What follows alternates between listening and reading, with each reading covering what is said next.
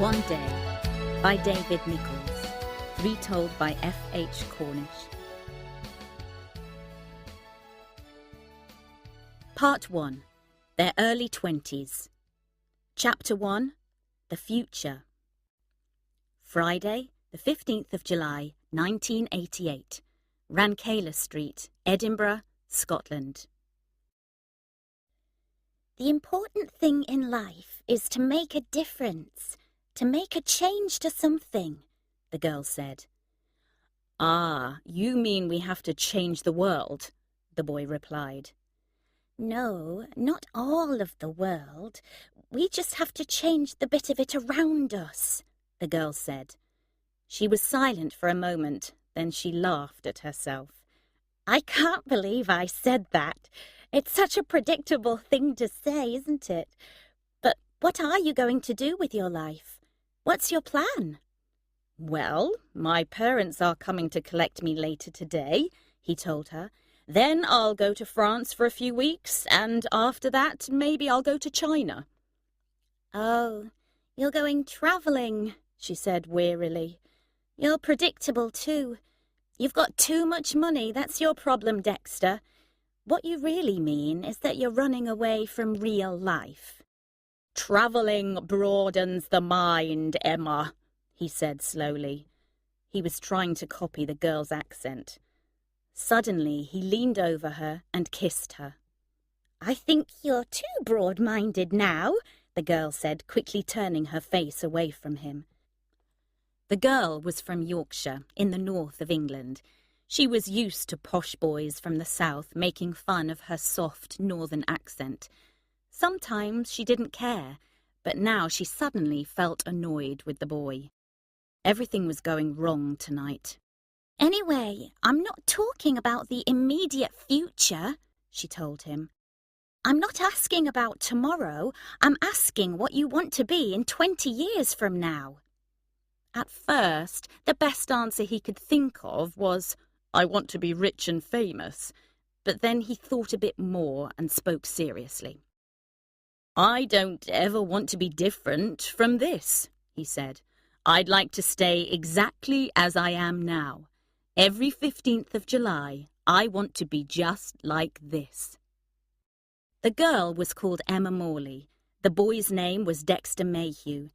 They were lying on the narrow bed in Emma's room in a shared flat. It was 4 o'clock in the morning. The two young people didn't know each other very well, but certainly this was a night for thinking about the future. It was the last night of their university life in Edinburgh. Earlier in the day, after 4 years, they had finally graduated. Soon they would go in separate directions. Emma looked up at the boy as he leaned over her. She was a little annoyed with him, but she still thought that he was handsome. Handsome. Perhaps beautiful is a better word, she thought. And she knew that lots of the other girl students agreed with her, especially the posh ones from the south. They all knew that he would get their clothes off and get them into his bed. His body was muscular and the skin of his face was tight. His eyebrows were slim and his lips were full. Yes, he's beautiful, but he looks a little like a cat, Emma told herself. I think I can imagine you when you're 40, she said unkindly. You'll have an expensive red sports car and live in the most expensive part of London. You'll be married to your third wife. No, I'm wrong. Your fourth wife. There won't be any children. You're too selfish for children. No children, just 3 expensive divorces. Well, Em, Dexter began crossly. Who's Em? Emma quickly asked. Your friends call you Em. I've heard them call you that, he said.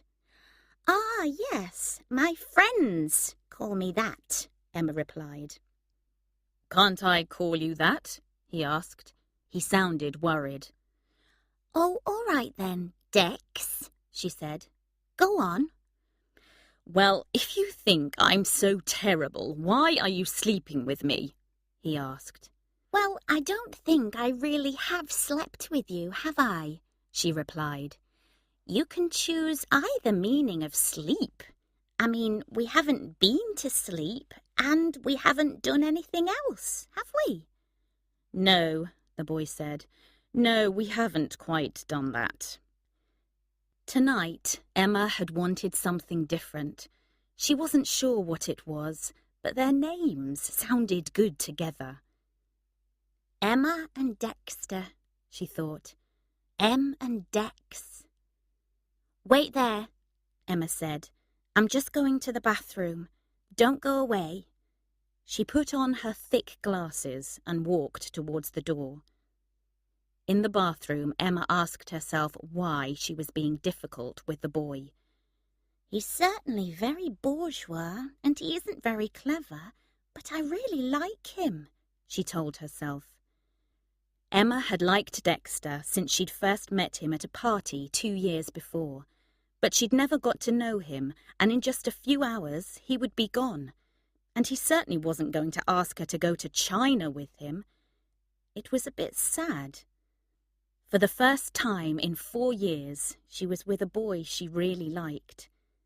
But she couldn't relax with him. They had been kissing and talking for 8 hours now, and she still didn't know what she wanted. Dexter, waiting in the bedroom, looked around him.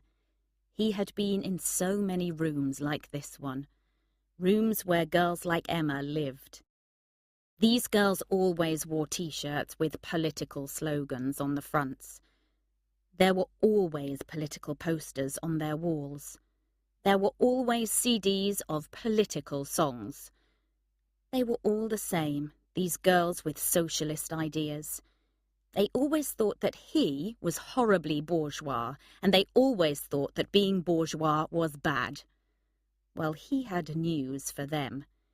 He thought that being bourgeois was just fine. Dexter hadn't really decided yet on a map for his future life, but he was 23 years old, and he had some ambitions. He wanted to be successful at something. He just didn't know at what. He wanted to make his parents proud of him. He wanted to meet lots of women. He wanted to have lots of fun in his life, and he wanted never to be sad. Thinking about fun and sadness, Dexter was now feeling that this night had been a mistake. There were going to be tears. There were going to be angry phone calls. Emma returned and lay down beside him again. She had put on a T-shirt with a political slogan on the front. Do you mind if we just cuddle, Dex? Emma said. Dexter didn't think this was a good idea at all, but he didn't say so. Okay, if that's what you want, he said without interest. I can't believe I just said cuddle, Emma said after a minute of silence. What a terrible bourgeois word for me to use. I'm sorry.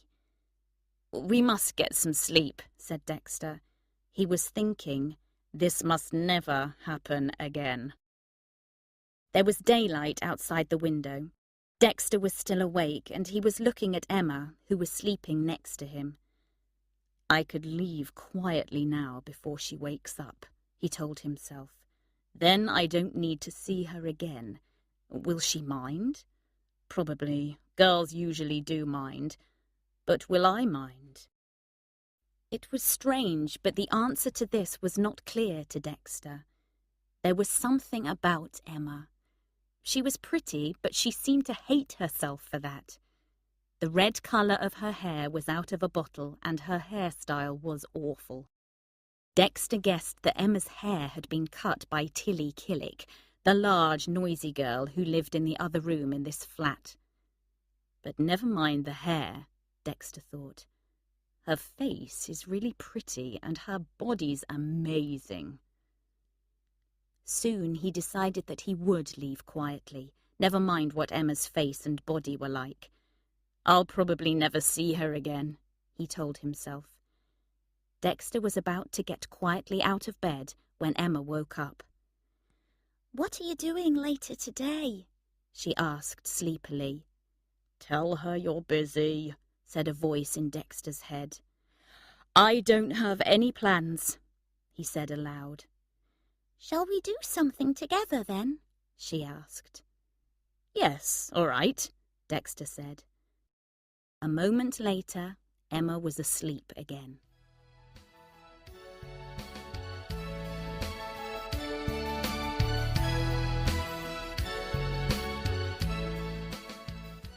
Chapter 2. Real Life. Saturday, the 15th of July, 1989. Wolverhampton, England, and Rome, Italy. Emma Morley was writing a letter. Stoke Park School, Wolverhampton. Hello, Dexter. How are you? How is Rome? How is La Dolce Vita? Try a dictionary. I know that some people call Rome the Eternal City, but I've been here in Wolverhampton for 2 days now, and they have felt eternal to me. So perhaps Wolverhampton should be called by that name. Ha ha. Well, I decided to take the job I told you about, so I'm working with Sledgehammer Theatre. It's a theatre in education group. For the past month, we've been touring schools with a play about slavery. Today we're performing it at this fine school. Anyway, we try to show 11 to 13-year-olds that slavery was a bad thing. Aren't we brave and original? Really, I don't know why I'm being nasty about my job. A lot of the kids have never thought about social problems of the past until now. And now some of them, the ones that don't throw things at us, are becoming really interested. So I still think that we can make a difference for people. Emma was trying to be positive. She had to try hard. The last year had been full of mistakes. After her graduation, she had stayed on in Edinburgh, but she had made a series of bad career choices. There was the terrible all-girl band she had played in. There was her first novel, which she had stopped writing. There was her second novel, which she had also stopped writing. She had worked in shops, trying to sell things to tourists. But the tourists never really wanted the things she tried to sell them. So finally she had moved back to Yorkshire to live with her parents. That wasn't good either. "But you've got a really good degree," Emma's mother said almost daily. "Why on earth don't you use it to get yourself a good job?" From time to time, Dexter Mayhew became part of her life for a few days. At the end of the summer, she had gone to stay at his rich parents' huge house in the countryside. But that had gone terribly wrong. Emma had had too much to drink one evening and had argued with Dexter's father about politics. She had shouted at him and told him he was a bourgeois fascist. Then, more recently, they had met up in London for the birthday party of one of their friends, a man called Callum O'Neill. Callum had shared a flat with Dexter in Edinburgh. He now had a successful business selling computers. Dexter and Emma had spent the day after the party together. Most of the day they lay on the grass in Kensington Gardens. They drank wine from a bottle and they talked. They never quite touched each other, and Dexter told her all about a wonderful Spanish girl called Lola. Emma decided that this was all their friendship was ever going to be. Clearly Dexter didn't want to sleep with her. He wanted to tell her about the other girls he slept with. But strangely, Dexter also told her that his mother had liked her very much. "She says she has a good feeling about you and me," he'd said. At the time, Emma hadn't understood the importance of Dexter's words. Emma didn't know that Dexter loved his mother more than anyone in the world, and she didn't know that Dexter's mother felt the same about him. Then Dexter had gone travelling again. When he was away, Emma wrote him long letters. He usually replied on postcards. "We're just pen pals now," Emma told herself. We'll never be anything more to each other. Emma got a job in a pub for a while, but living with her parents was killing her mind. When an old friend phoned and offered her a job in his theatre group, she'd accepted it immediately. But now, after 3 months, Emma hated the theatre group. I don't want to be here making a difference, she thought. I want to be in Rome. I want to be with Dexter Mayhew. Emma made herself continue with her letter. Anyway, I've got a new plan. I've written a 2-woman play about Virginia Woolf and Emily Dickinson. One of my friends from the theatre group and I want to find somewhere in London where we can stage it. Do you remember my friend Tilly Killick? We shared a flat in Edinburgh. She lives in London now and she has a spare room in her flat, so I'll probably live there for a few months. Are you coming back to London soon? Maybe we could be flatmates. Emma stopped writing. Suddenly she felt nervous. Then she wrote, It's all right, I'm just joking, but I really miss you, Dex. And she signed her name. In Rome, Dexter was out with a Danish girl. He was working as an English teacher, and the girl was one of his students. She was 19. I have an exam on Monday, the girl said. Test me on verbs, please, Dexter. All right. The present continuous, Dexter replied. I am kissing, you are kissing, he is kissing, said the girl. She showed him how to kiss too. But what would Emma Morley think about this? Dexter suddenly thought.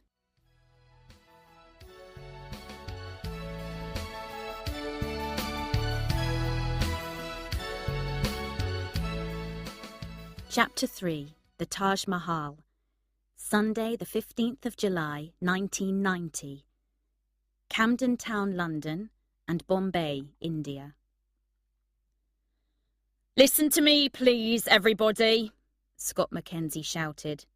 The restaurant opens in 10 minutes, and I have a few things to tell you. Scott was the manager of Loco Caliente, a Tex-Mex restaurant in Camden Town, North London. The restaurant was one of a chain. First, these are the special dishes for this lunchtime, Scott went on when his staff had stopped talking. Today's special soup is corn chowder. Several of the waiters pretended to be sick, and he stopped talking again for a few seconds. And today's other special dish is an amazing fish burrito, which contains delicious pieces of cod and prawns. That's how the document from headquarters describes it anyway, and those are the words you must use too. It sounds really horrible, said one of the waiters, laughing. Look at it this way. We're bringing a taste of the North Atlantic to the beaches of Mexico, said Emma Morley. She sounded very tired as she made the joke. As she tied her waitress's apron round her waist, she noticed someone she hadn't seen before. A large man with curly blonde hair. He was wearing a waiter's uniform, and he was quite nice looking. And now here's some good news at last, said Scott. He pointed at the stranger. This is Ian Whitehead, who is joining our happy team. Ian, this is Emma. She'll look after you today. She's been here longer than all the others. Emma did not think that this was anything to be proud of. She gave Ian a little smile as one of the waiters turned on the lunchtime music. The first song was, of course, La Cucaracha. She asked herself once more what she was doing here. She asked herself once more what she was going to do with her life. Later, when Emma was showing Ian what he should do, she asked him about himself. I need to be in London, he said. I took this job because I need to earn some money on the side. Why? What do you really do? Emma asked. Well, he said, in a funny accent, really, I'm a comedian." A comedian? What kind of comedian? Asked Emma. "I do stand-up comedy in the evenings. I do gigs at small comedy clubs, but they don't pay me very much." Then he surprised her. He asked her to go on a date with him that evening, to one of the clubs. She was touched, but she refused. In Bombay, Dexter Mayhew was writing a letter. "Emma, Emma, Emma, how are you? What are you doing? I'm in Bombay and it's raining. It rains here even harder than it rains in Edinburgh. It's too wet to go out, so I'm staying in my hotel room. I'm a bit drunk. Are you surprised? I've seen some amazing things here in India, and I've taken thousands of photos. I'll show all of them to you very, very slowly when I get back. I showed some of them to a TV producer I met a few days ago. She's from London, but she's making a film here. I think she liked me. She wants me to call her when I get back to England. Maybe she'll have a job for me in TV. I'll need to work soon, and I'm banned from teaching English to foreigners. I'm not sorry about that. I hated it, but I was treated very badly. That Danish girl was 21. What are you doing now? Are you still sharing a flat with Tilly? Are you still working at that horrible restaurant? You need to leave that job, Emma. Listen to me, Emma. We need to do something about your life. I'm drunk at the moment, so I'm just going to tell you what I think. You are clever, and you are beautiful, and you are lovable, and you are sexy. You should be confident. I want to take you away from boring people like Tilly Killick and Callum O'Neill, the computer king. Would you like to live with me when I get back to England? We would just be flatmates, of course. Now, here's my plan to change your life. Are you sitting down? The shock might knock you over. You should be here with me in India. I'm going to wire you some money. I've always wanted to wire someone some money. It will make me feel important. Use the money to buy a plane ticket to Delhi. Then take a train to Agra and go to the Taj Mahal. Have you heard of it? It's a big white building and it's named after that Indian restaurant on the Lothian Road in Edinburgh. Be there exactly at noon on the 1st of August. Stand under the dome with a red rose in your hand. I'll find you. I'll be carrying a white rose. Isn't that the greatest plan you've ever heard in your life? Well, Emma, I'm still drunk, but it stopped raining. I'm going out now to meet some Dutch people in a bar. I met them earlier today. They're all girls. They're nice. Don't forget the Taj Mahal at noon on the 1st of August. I'll find you. After he had finished the letter, Dexter took a cold shower and soon he was feeling better. He was almost sober now. As he was dressing, he saw the letter lying on his bed. Should he send it? Suddenly he felt nervous. He'd called Emma clever and beautiful. He'd called her lovable. He'd called her sexy. He'd asked her to live with him. Would she be angry with him? Would she come to India? Did he really want to see her that much? He decided that he did. He decided that he would post the letter that evening. He put it in his pocket and he went out. Then he walked happily to the bar where his new friends were waiting. At about 9 o'clock that evening, Dexter left the bar with one of his Dutch friends. Her name was Renee. As they left, they bumped into a large German girl with a huge backpack. She was a student from Cologne, and she was called Heidi. She was tired and cross, and she swore quietly at Dexter. It had been a long day. She crossed the room and sat down heavily on the sofa where Dexter had been sitting. A few minutes later, she moved sideways across the sofa and felt something hard pressing into her leg. She swore again. There was an envelope between the cushions of the sofa. She pulled it out and looked at it. Heidi opened the envelope and took out the letter. She read it to the end. Her English wasn't very good, but she understood most of the letter. She realized that it was important. It was the kind of letter she wanted someone to write to her. It was a beautiful letter. She wanted this person called Emma to receive it, but there was no name written on the envelope, and there was no address written on the letter. What could she do? Sadly, she realized there was nothing she could do.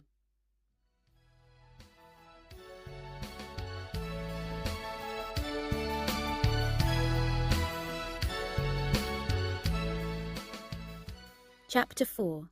A Career Opportunity. Monday the 15th of July, 1991. Camden Town and Primrose Hill, London. "Listen to me, please, everyone," Scott Mackenzie shouted. "The restaurant opens in 10 minutes and I have some things to tell you. First, these are the special dishes for this lunchtime." Scott stopped, looked around him, and then went on when his staff had stopped talking. "Today's special soup is corn chowder, and the special burrito is turkey." "Turkey's not a good idea in July," said Ian Whitehead wearily. "Turkey's really for Christmas." He shook his head in despair. This made Emma Morley laugh. Ian was now Emma's best friend, but she rarely laughed at what he said. Scott looked at the two of them. "Ian, you can clean the toilets today," Scott said. "Emma, I need to talk to you in my office." Emma followed the manager into his office and sat down. "I'll come straight to the point," Scott said. "I'm leaving Loco Caliente soon. I'm going to be the manager of a big new restaurant in West London. Do you want to be the manager here when I go? It's a good career opportunity. Head office wants someone who isn't going anywhere. Someone who won't go away travelling or leave suddenly to start a more exciting job." And suddenly Emma was crying. "What's wrong, Emma?" Scott asked. "Has somebody upset you?" "No, it's all right, Scott. It's really nothing," Emma told him. "Don't worry. I'll be fine in a minute." "Go and rest in the staff room," said Scott kindly. "Give me your answer about the job tomorrow." A few minutes later, Emma was alone in the staff room. She looked around her in despair. She knew that she couldn't leave her job.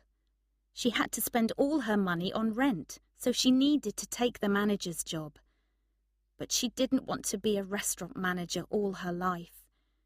She still wanted to be a writer, or perhaps a filmmaker, or a painter. She wanted to be something in the arts. She spent lots of time writing. She mostly wrote poems these days. But nothing was working well for her. Nobody wanted to publish her poems. Emma knew that her mother was still trying to find jobs for her in Yorkshire. Some days she thought she would go back there. "I've had a battle with London, and London has won," she told herself. But she wasn't ready to stop fighting yet. She needed to be in London. Emma opened her handbag and took out her special notebook.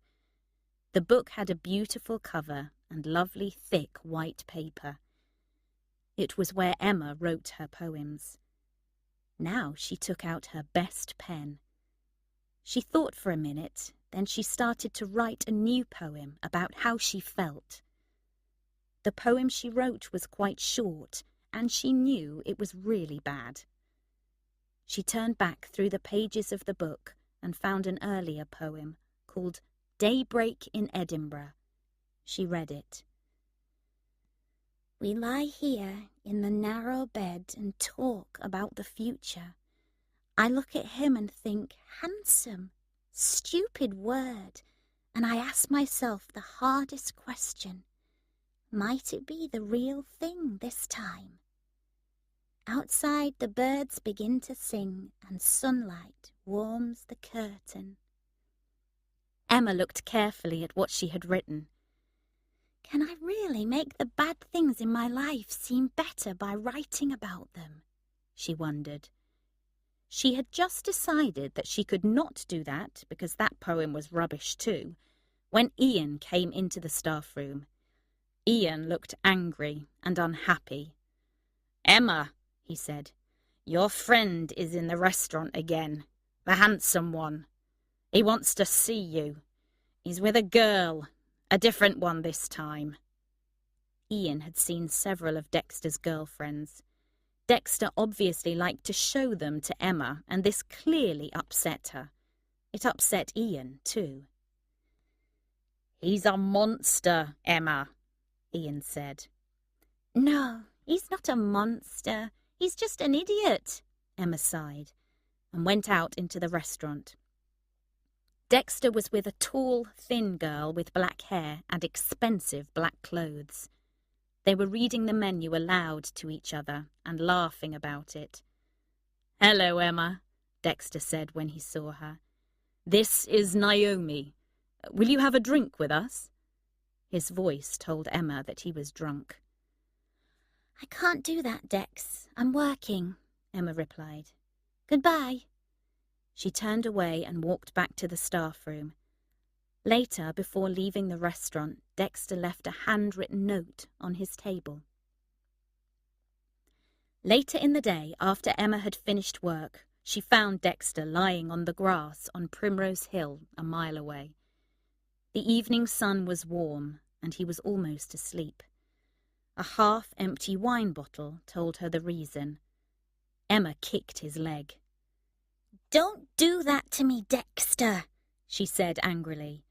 Don't bring people into the restaurant to laugh at me. If you ever do that again, it's the end of our friendship. I'm sorry, Em, Dexter said. I'm really sorry. I apologize. Emma looked at him and decided that he meant what he said, for now. She sat down beside him. Won't your girlfriend be angry if she finds out that you left a note asking me to meet you? She asked. Oh, Naomi isn't really my girlfriend, Dexter replied happily. She's just someone I go out with sometimes. I'm sorry then, said Emma. Clearly I don't mean girlfriend, I mean victim. She spoke sadly, and she thought, M and Dex, Dex and M. No, it's never going to happen now. She picked up the bottle of wine and drank from it. Dexter looked at her and he felt warm inside. He often thought that Emma Morley was the best person he'd ever known. But he'd never really told her that. And he didn't tell her that now. For some reason, he couldn't make himself tell her that.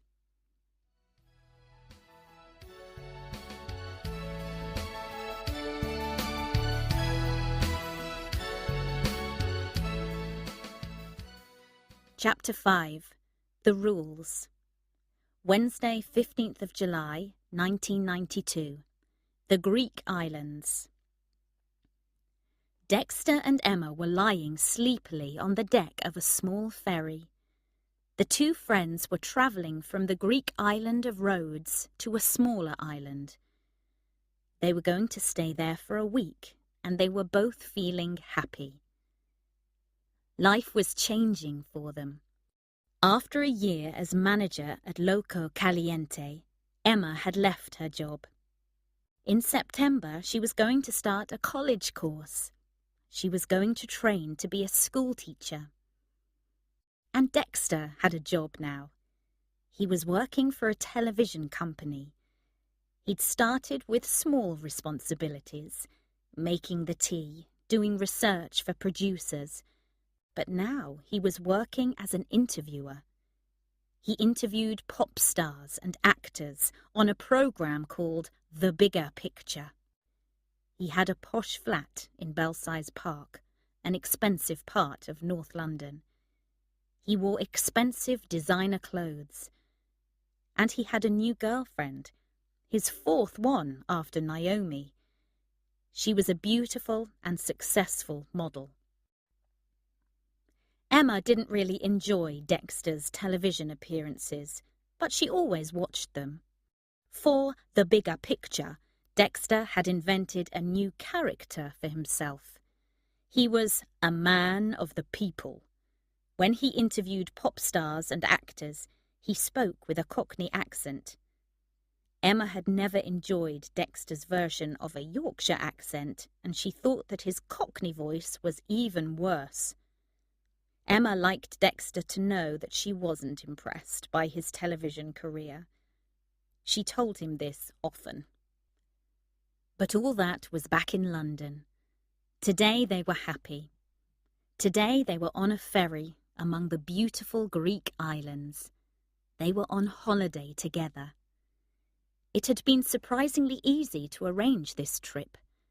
Dexter's girlfriend was very self-confident, so she had no problems about his holiday with another woman.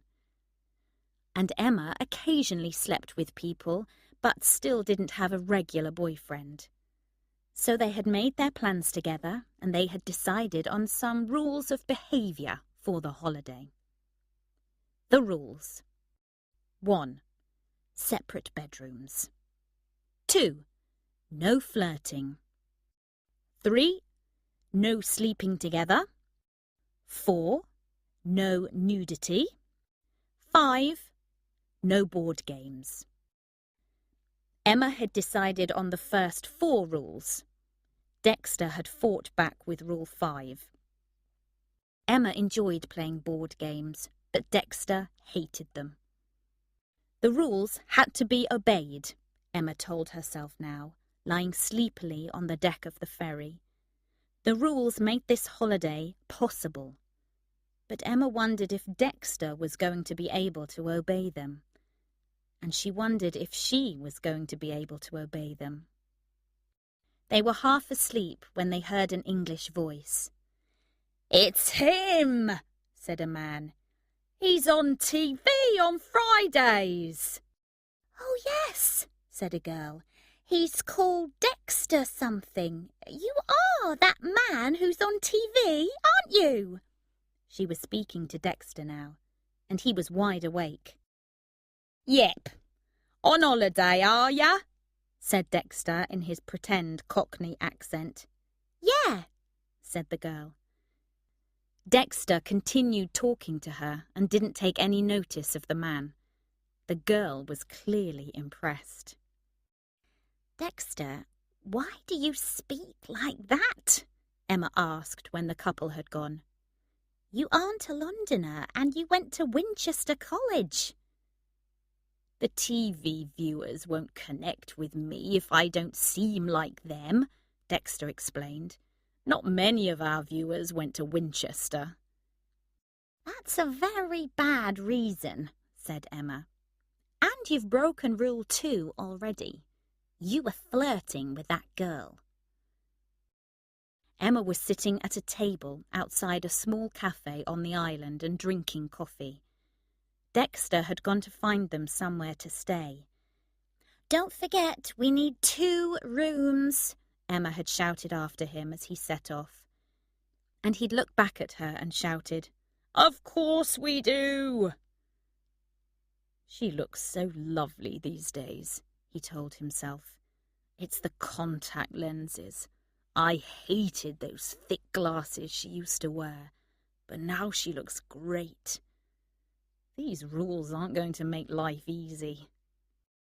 But an hour later, when he returned to the cafe, Dexter seemed very pleased. "There's some bad news, Emma," he said. I could only find one room on the island. It's a wonderful room, but it only has one bed. But it's a very large bed." Emma believed that Dexter hadn't tried to find 2 rooms. She believed that Dexter had never meant to find 2 rooms. And of course, she was correct. "All right, let's go and see the room," Emma said wearily. But when they got there, Emma loved the room. The bed was a large one, and there was a balcony. They could stand on it and look out over the sea. "The room is fine, Dexter," Emma said. "We'll stay here, and you'll stay on your own side of the bed, won't you?" Late that evening, Dexter and Emma walked down to the beach. The sun had disappeared and no one else was there. "Shall we swim, Emma?" Dexter said. By now, Emma could read Dexter's mind. She could almost hear it working. This wasn't difficult because Dexter only thought about a small number of things. "We don't have swimsuits with us?" Emma replied very slowly, speaking in the way people speak to young children. "We don't need swimsuits. There's no one here," Dexter said. "I understand you too well, Dex," Emma said. "You just want to get my clothes off, don't you?" Dexter was silent. "You swim if you want to, Dexter," Emma went on. "I'm not going to show my body to the world. And you've forgotten Rule 4. A moment later, Dexter had taken off all his clothes and was running into the sea. Emma suddenly felt stupid. "Why can't I be free and uncomplicated like Dexter?" she asked herself. "Why do I care who sees me?" She quickly took off her own clothes, and she too ran naked into the sea. Soon she was standing next to her friend. He turned to face her. "Can we talk about Rule 3, Em?" Dexter said gently. "You see, I really want you." For a moment, Emma felt wonderful. He had said it at last. And it was going to happen, here and now, in the beautiful warm sea. Dex and Em, Em and Dex. It was going to happen. And then Dexter said the wrong thing. "Of course, it isn't personal. I want nearly every woman that I meet," he added. "That's my problem. I can't escape it. It's like a nightmare." "Oh, poor Dexter," Emma said angrily. "I feel really sorry for you." She was angry with Dexter, and she was angry with herself. "You're a stupid, stupid woman," she told herself. "You're stupid for thinking that he really cared about you." But a moment later, it was Dexter who was angry. He was looking over Emma's shoulder at the beach. A boy was stealing his clothes. "Stop! Don't do that!" Dexter shouted. He started to run towards the beach. "Those trousers cost me £200, he shouted at Emma, who was laughing. When they reached the beach, the boy and Dexter's expensive clothes had disappeared. He hadn't taken Emma's clothes. When she had stopped laughing, Emma got dressed, and Dexter found a torn blue plastic bag on the beach. He held this in front of him as they ran back to their room. On the way, they passed the English couple they had met on the ferry. "I like the bag," the man said. "It's a great colour." He laughed mockingly.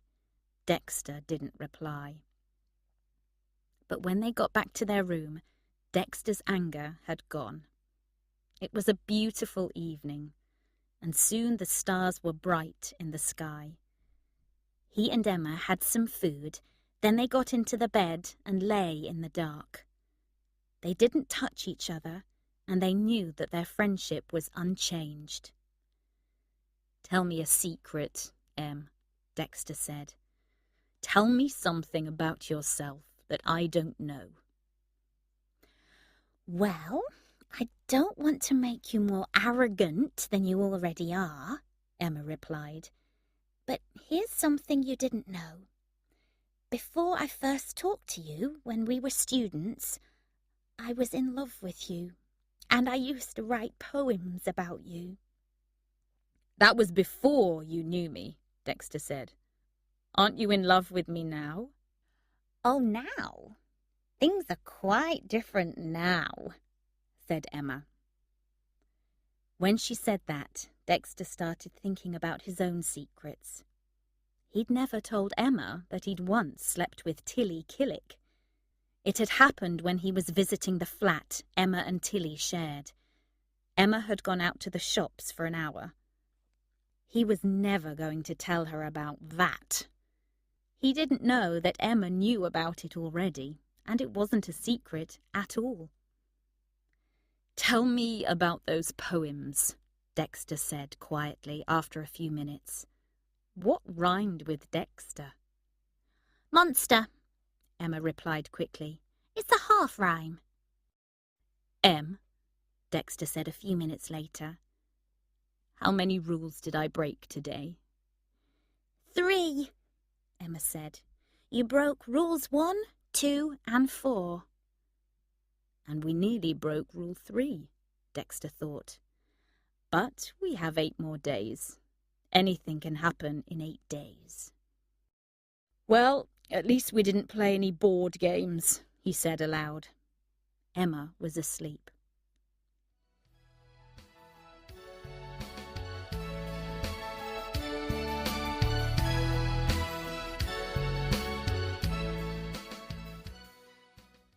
Part 2.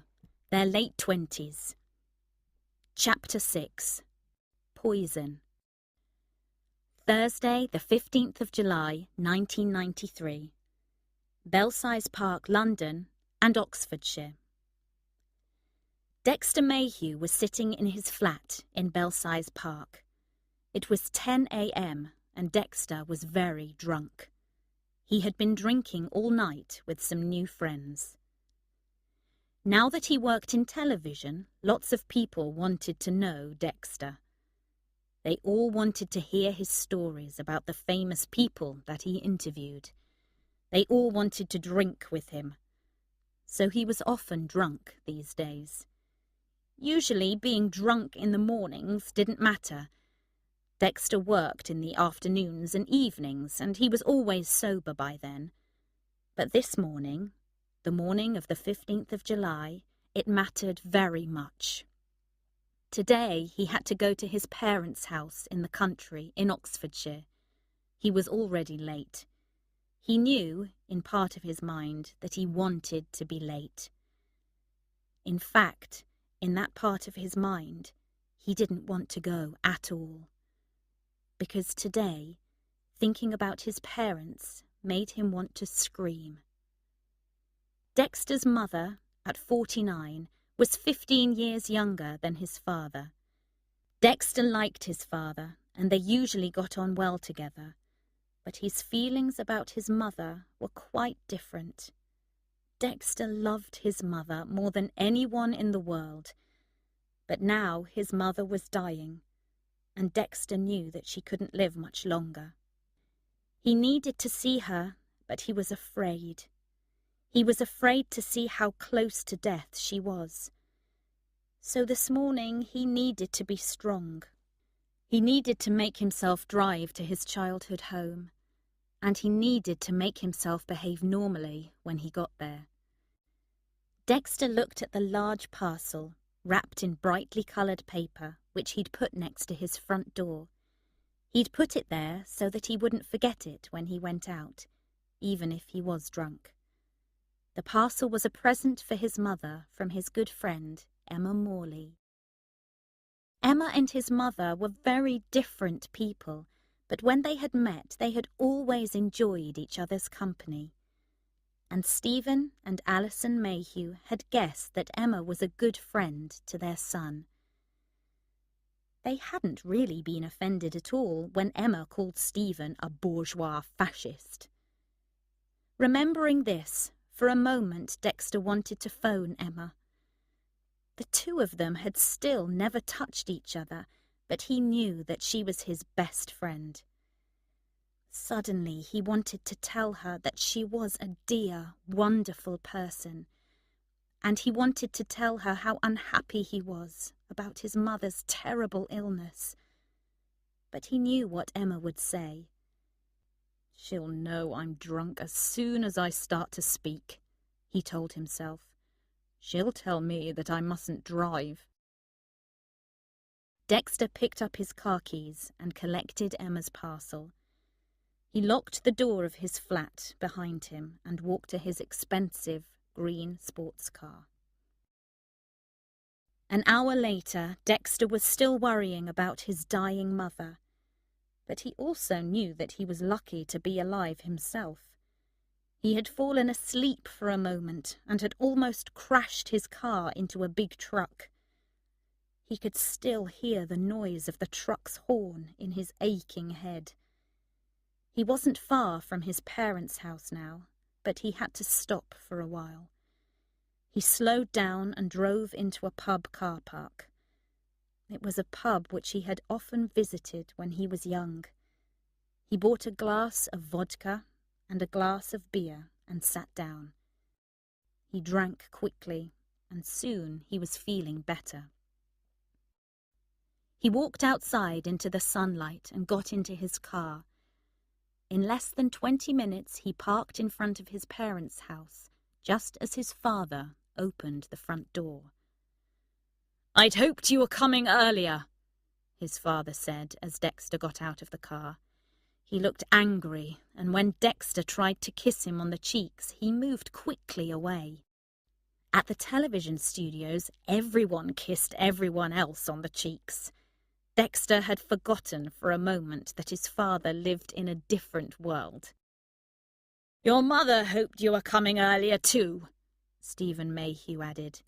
He looked carefully at his son, then he sighed deeply. "I'm sorry, I'm so sorry," Dexter said unhappily. "How is she, Dad?" "You need to ask her that yourself," Mr. Mayhew said. "Go up to her room now. I'll make us some lunch."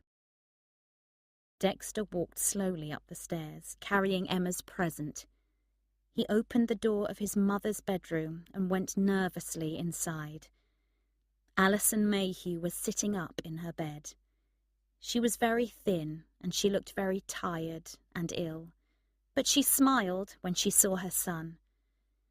"A present? What have you brought me?" she asked. "The present is from Emma," Dexter said. "Let's open it." The parcel contained books, long, serious books.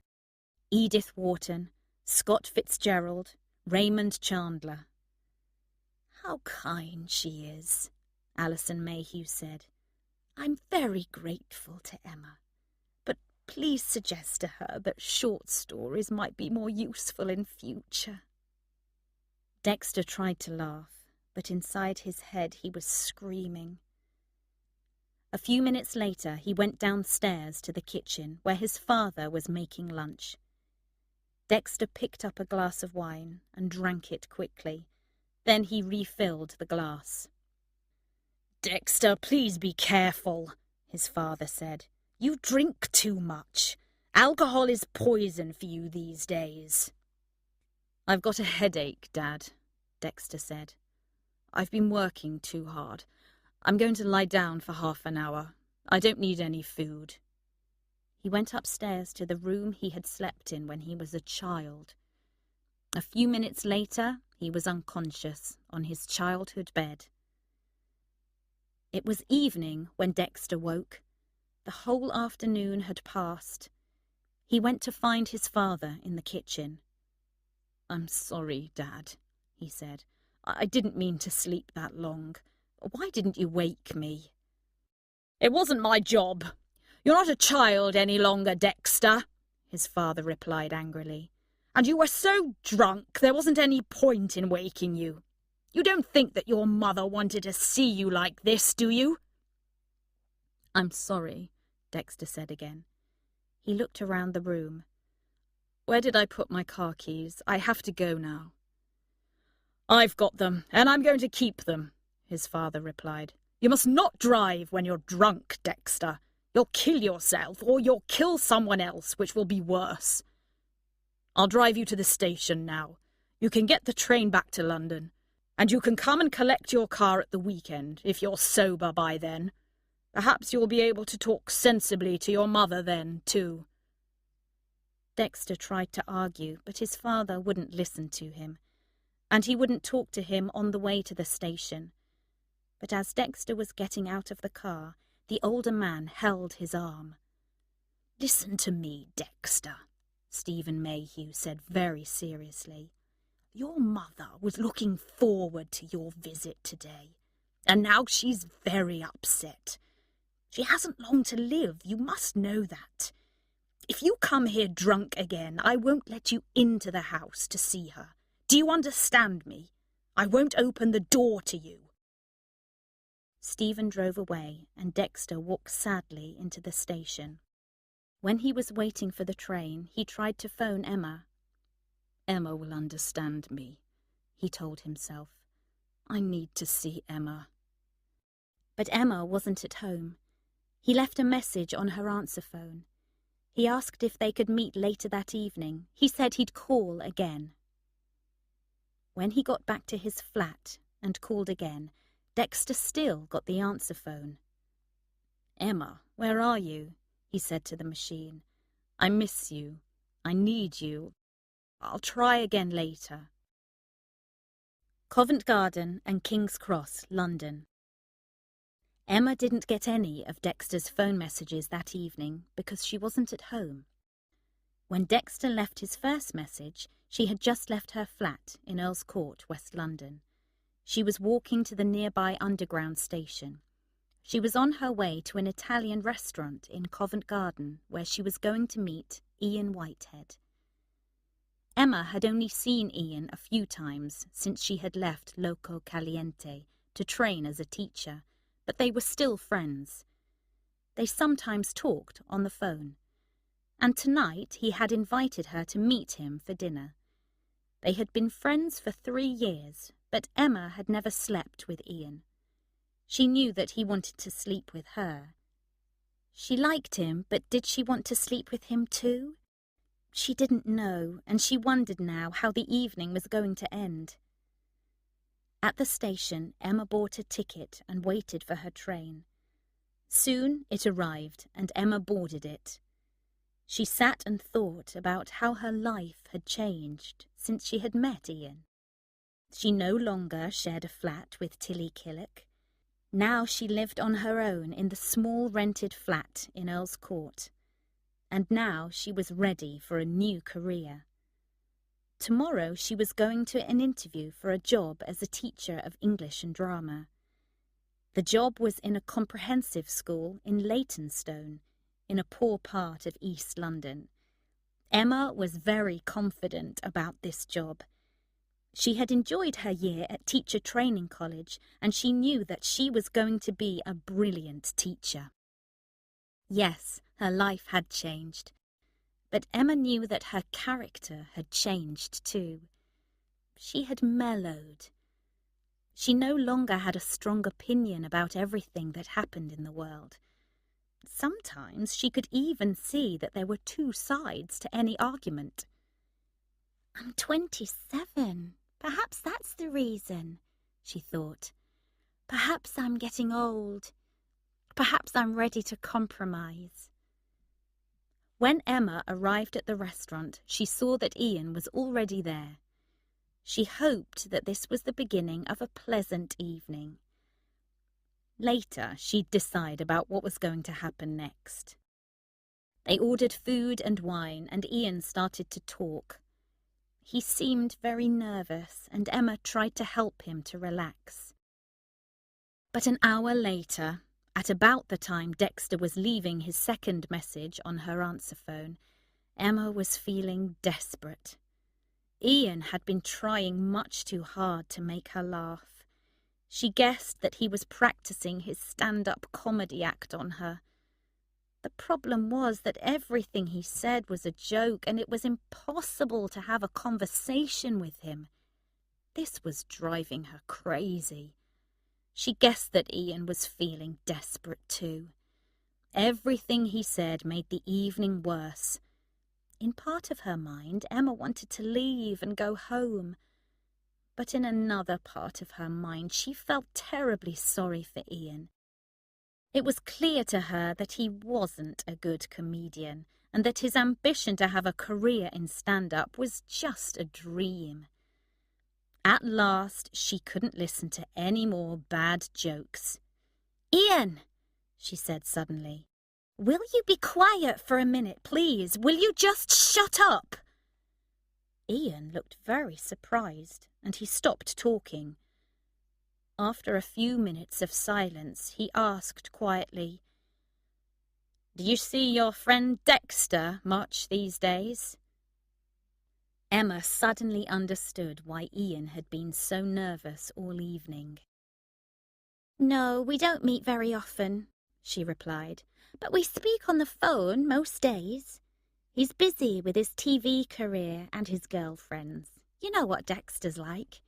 He's always been a bit crazy, and now he's a bit more crazy, I think. His mother is seriously ill, and he's drinking far too much." "I'm sorry to hear that," said Ian.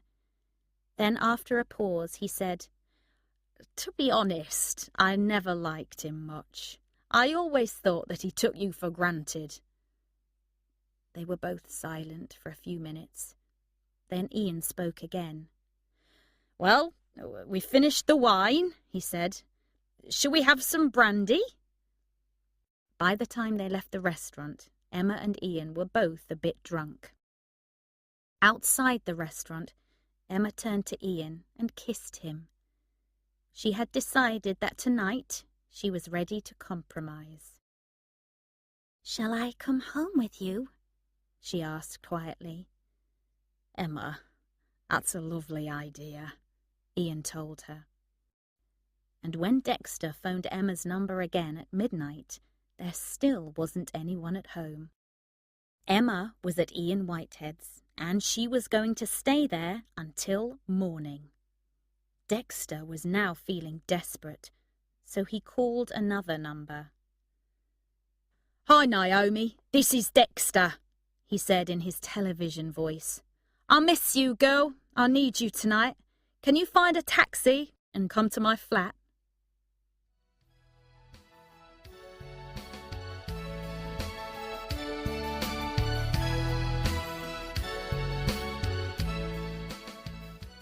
Chapter 7. Show Business. Friday the 15th of July, 1994. Leytonstone and the Isle of Dogs, East London. Emma Morley got up early on the 15th of July. Emma now lived in a rented flat in Leytonstone. It was quite near Cromwell Road Comprehensive School, where she taught English and drama. She had moved to the flat when she started teaching at the school in the autumn of the year before. Ian Whitehead spent much of his time at the flat too. Emma thought she was probably in love with Ian. "I am in love with him, aren't I?" she asked herself daily. And every day she told herself that she was in love with him. Yes, of course she was in love with him. And her parents liked him very much, especially her mother. That was important to her. "It's good when people's partners and mothers get on well," she thought. But Ian did take up a lot of space in the little flat. But Emma had a bigger problem than the size of her flat. Ian Whitehead and Dexter Mayhew, the two men in her life, still didn't get on well. Dexter didn't like Emma's friendship with Ian, even though he had his own girlfriends. The truth was that Dexter needed Emma as an emotional support, but Ian didn't really understand this need. And Emma was especially important to Dexter now that his mother had died. Ian was also very jealous of Dexter because he didn't want Emma to have a best friend who wasn't himself. All this was a special problem on the 15th, because when the evening came, Emma was really needed in 3 places at once.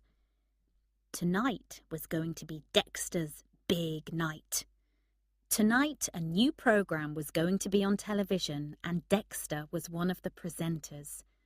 This program, Late at Night, was a much more important one than The Bigger Picture, and perhaps it was going to make Dexter a big star.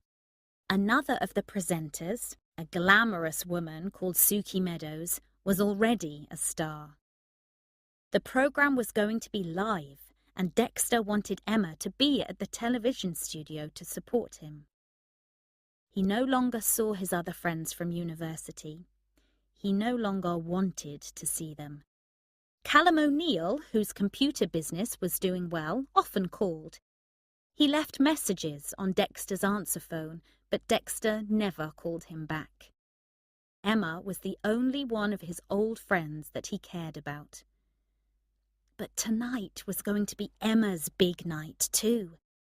Emma was in charge of her school's end-of-year drama production, the musical Oliver, and the performance was happening tonight. Of course, this wasn't as important as Dexter's program, but clearly Emma had to be there. She'd spent many weeks preparing the children for the show, and she had to be with them. Tonight, their parents were coming to watch them, and for their parents, they were all going to be little stars for one night at least. Emma hoped it was going to make her the headmaster's little star, too. Her teaching career, making a difference, was just as important as Dexter's more glamorous TV career, she thought. She knew that Dexter didn't really believe this. And then there was Ian. Ian was feeling ill today. He didn't really want to go out at all tonight, and he didn't want her to go out. But she understood. She loved him, didn't she? And he was going to come to Oliver, even if he still felt ill. He'd promised her that.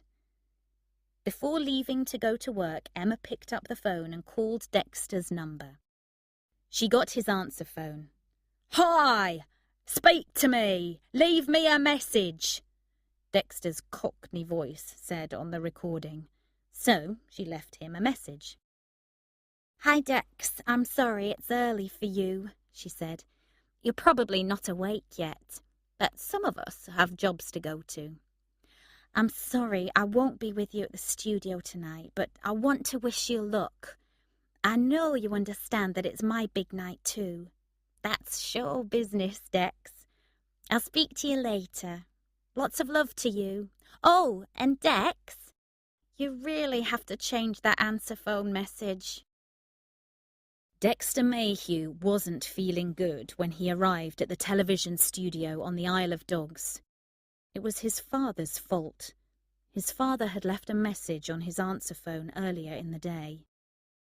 "I called to wish you luck for tonight," his father had said. "I'll be watching the program. It's so sad that your mother isn't here to see you. She was so proud of you. Well, good luck, Dexter, and don't take any notice of the newspapers." When he'd heard the message, Dexter had gone out and bought all the daily newspapers. He'd opened the first one at the television pages and read the headline. "Is Dexter Mayhew the nastiest man on TV?"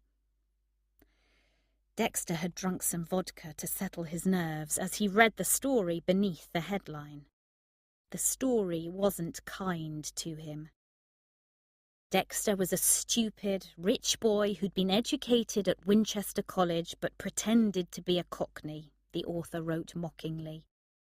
Dexter thought that he was popular with young people, the author said, but really young people just laughed at him. They didn't connect with him at all. Dexter had felt sick when he read this, and he had had several more drinks before he arrived at the television studio that evening. In his dressing room at the studio, Dexter sat quietly trying to relax.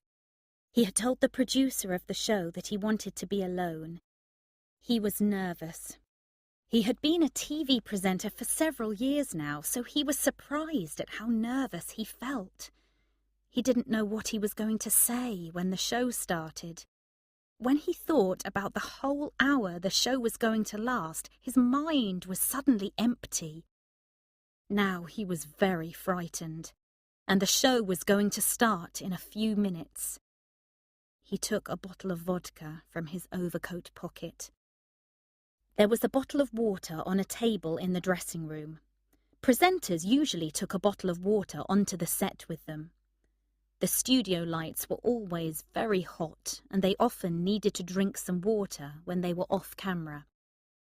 They couldn't speak clearly if their mouths were dry. But Dexter wanted something to clear his mind, not something to wet his mouth. He emptied the water into his wash basin and refilled the bottle with vodka.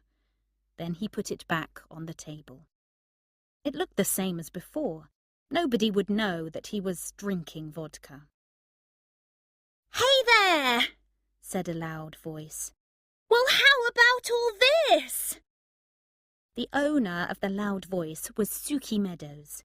Suki was already a popular presenter of late-night TV shows. Now she stood at the door, smiling at Dexter. She was a small, pretty, friendly person, and she was always cheerful. Always. It didn't matter what was happening around her. She was cheerful, and she was noisy. Why does Suki always speak in capital letters? Dexter had sometimes asked himself. But tonight he was thinking something else. The viewers all love her. And she is very sexy, he was thinking. And I'm sure she's crazy about me. Suki was wearing a very short skirt and a shirt made of very thin cloth. And she was holding her own bottle of water. "Come here, Dex," she said, entering the dressing room. She put her water bottle on the table next to his and put her arms around him. "You're going to be great tonight. We're going to be great together. Dex and Suki, Suki and Dex. What a team, Dex!" And having wished him good luck in her own way, Suki led Dexter out of the dressing room. On the way, they picked up their water bottles. Outside, on the set, they picked up their microphones and inserted their earpieces. They looked around them at the brightly coloured set and the brightly dressed dancers who were standing ready to begin the warm-up before the show. Then the music started. The dancers danced. When they had finished, Suki walked to the front of the set and yelled to the audience. "Are you ready to have a great time? We'll make some noise for us." At that moment, Dexter realised that he was hopelessly drunk. Now it was his turn to speak, and he couldn't say anything. He didn't know what to say. This show was going to be a disaster. Someone in the audience shouted, "You useless idiot! Can't you speak?" Dexter had an idea. "Well, he's clearly been reading the newspapers," he shouted to the audience. He tried to laugh. A few of the audience laughed too, but not many of them. Dexter needed another drink to clear his head, he told himself. He took the top off his water bottle and drank. It was water. Just water. At once he understood. The bottles had got mixed up. Suki had the vodka, and she was taking the top off her bottle. He wanted to stop her drinking, but it was too late. As she tasted the liquid, Dexter saw the shock in her eyes. And at that moment, the live program began. "We're live. Say something, Dexter," the producer's voice said in his earpiece. But Dexter couldn't speak, and Suki was coughing. She recovered first, and she came to Dexter's rescue. "Sorry about that, but at least you viewers know that the program is live," she said. Suki went on speaking. Dexter tried hard to think clearly, and after a few minutes he was able to perform better with Suki. He wasn't very good, but he wasn't terrible. And Suki was amazing. She always spoke when Dexter didn't know what to say, and she tried to make Dexter look normal. The show wasn't a disaster. When the program had finished, there was a party for all the people who had appeared in it and their friends and relations. Dexter stayed for the party, but he was quiet and thoughtful. People congratulated him, but they didn't speak to him for long. He ate lots of food and drank lots of wine, but he wasn't happy. He knew that he hadn't performed well. He knew that Suki Meadows had rescued him, and he knew that she had been the star. Late in the evening, Suki came to sit next to him. "That went okay, didn't it?" she said. For the first time that day, she wasn't speaking in capital letters. "You saved us, Suki," he said. "I was trying to settle my nerves, but I drank too much before the show. I owe you an apology." "Yes, you do," she replied. "You have a problem with alcohol and we need to talk about it. You must understand this, Dexter. You won't appear on this program with me again if you aren't sober. And you must never bring alcohol onto the set again." "What can I do to make you feel better about me?" Dexter asked her. "Well, you can take me out for dinner next week," Suki said. "Take me somewhere very expensive on Tuesday." Dexter thought for a moment. He had promised to meet Emma on Tuesday evening, but he could change that. Emma was his best friend.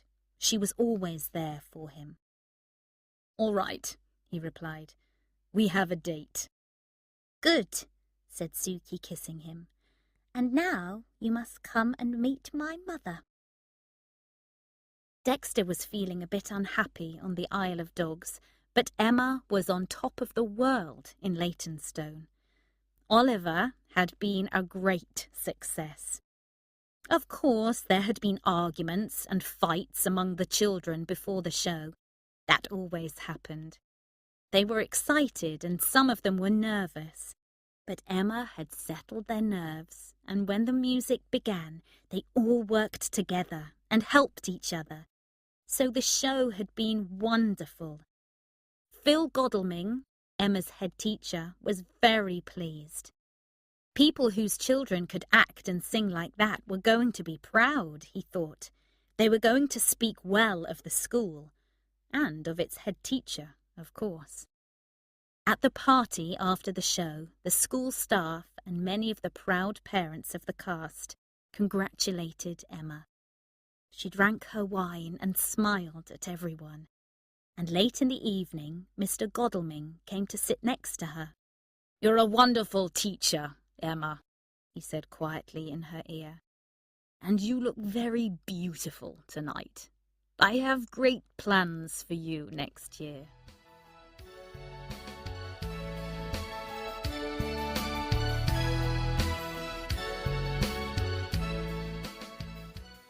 Chapter 8.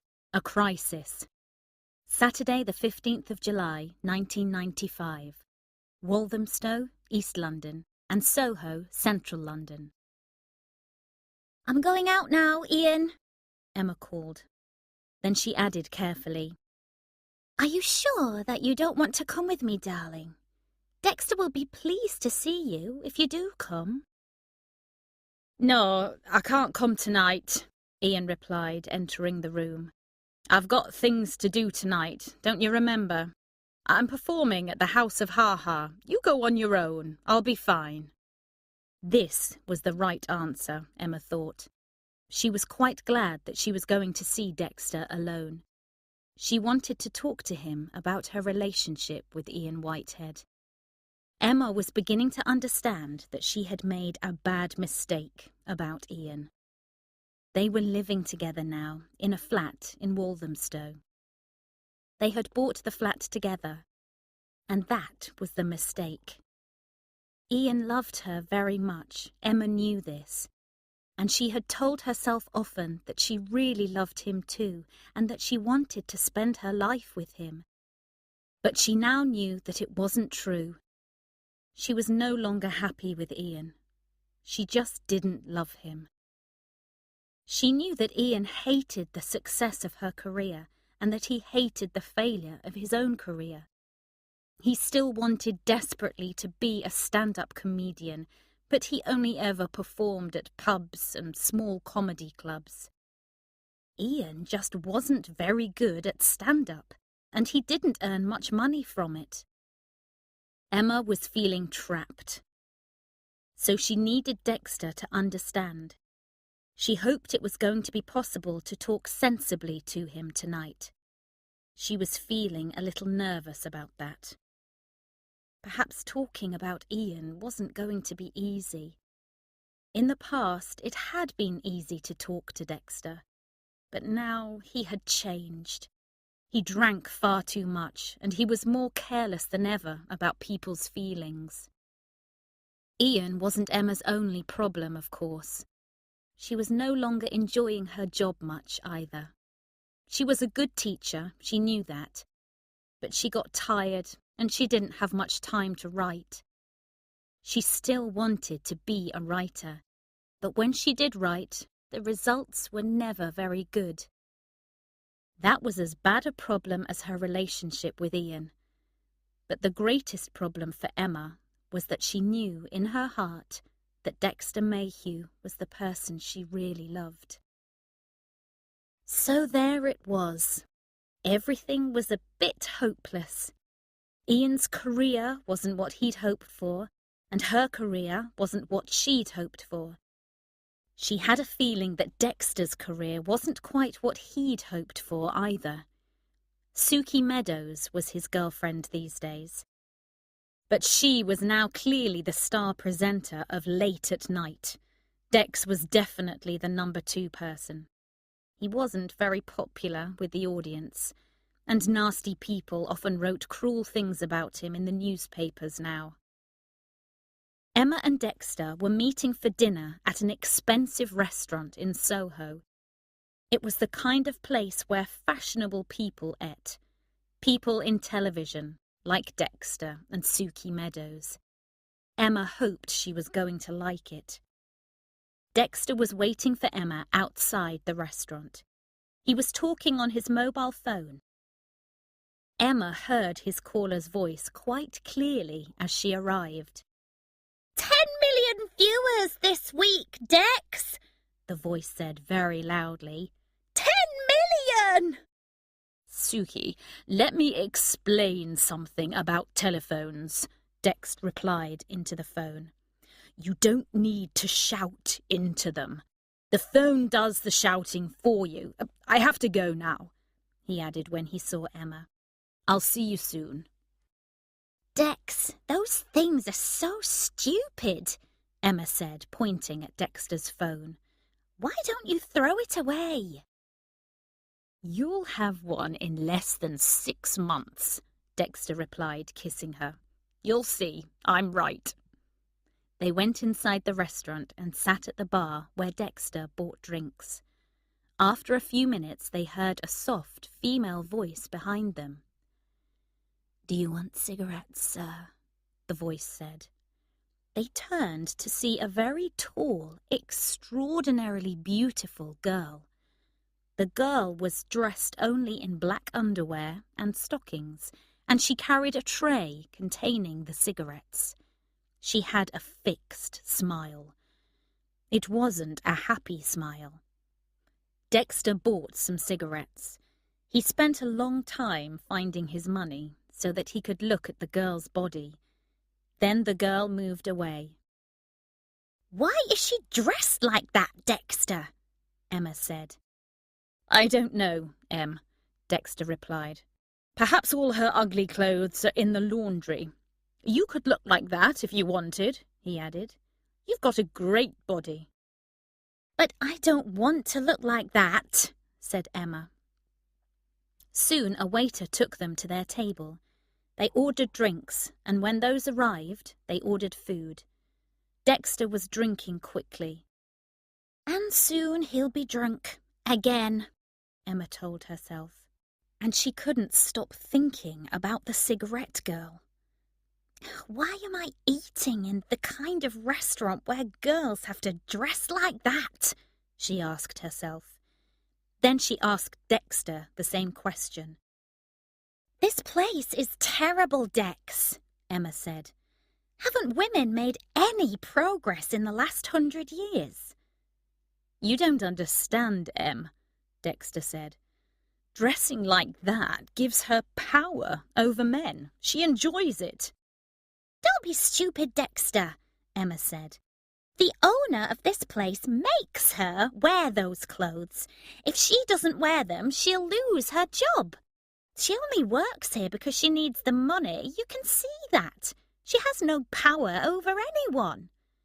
"Well, you're still the same old Emma, aren't you?" Dexter said crossly. "Emma, the angry socialist feminist. I thought that you'd mellowed, but clearly I was wrong about that. You never want to compromise, do you?" After that, the evening got worse and worse. Dexter frequently left the table to visit the toilet. Each time he stopped to talk to the cigarette girl. The last time it happened, Emma saw him push a piece of paper into her stocking. Emma had no doubt that he was giving the girl his phone number. When he returned to the table, Emma decided she had had enough of his behaviour. She pushed the table away from her, spilling their drinks, and ran up the stairs out of the restaurant. She could hear Dexter behind her, calling her name. She didn't turn round. In the street, Dexter finally caught up with her. "Emma, I'm sorry. I didn't mean to upset you," he said desperately.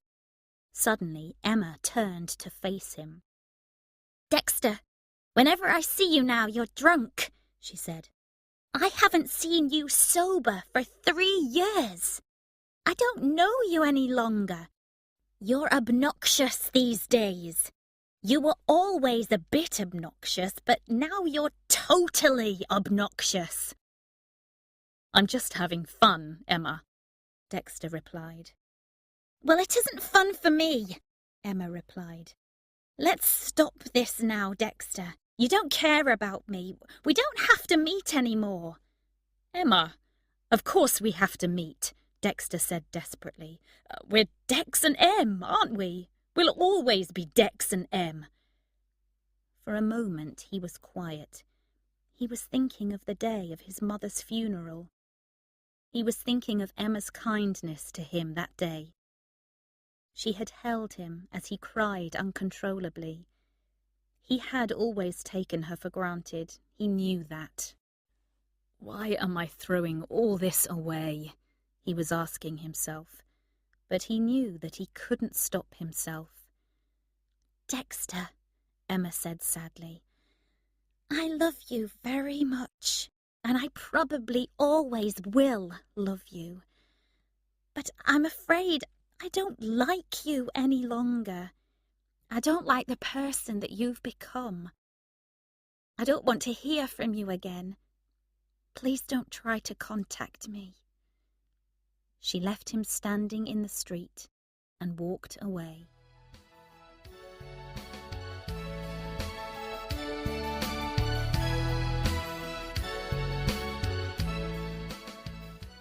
Part 3. Their Early 30s. Chapter 9. Things End. Monday, the 15th of July, 1996. Leytonstone and Walthamstow, East London. At 6 o'clock on the last day of term at Cromwell Road Comprehensive School, almost everyone had gone home. Only Emma Morley and Mr. Godalming, the school's head teacher, were still in the building. They were lying on the floor of Mr. Godalming's office. "I'll miss you very much during the holidays, Emma," Mr. Godalming said as they put on their clothes. "I'll miss our Friday afternoons together." "No, you won't, Phil. You'll have Mrs. Godalming," Emma replied unkindly. "You'll be fine." Emma wondered as she spoke why she always felt so cross after their meetings in the head teacher's office. Afterwards, she always felt unhappy, and that made her cross. They collected their coats and books, and the head teacher locked the office. As they walked to the school car park, Emma was thinking hard. She had been Phil Godalming's lover for 9 months now, and she was starting to worry about this. She was afraid that he was going to tell his wife about their relationship and ask for a divorce. That was not what Emma wanted at all. She didn't love Phil.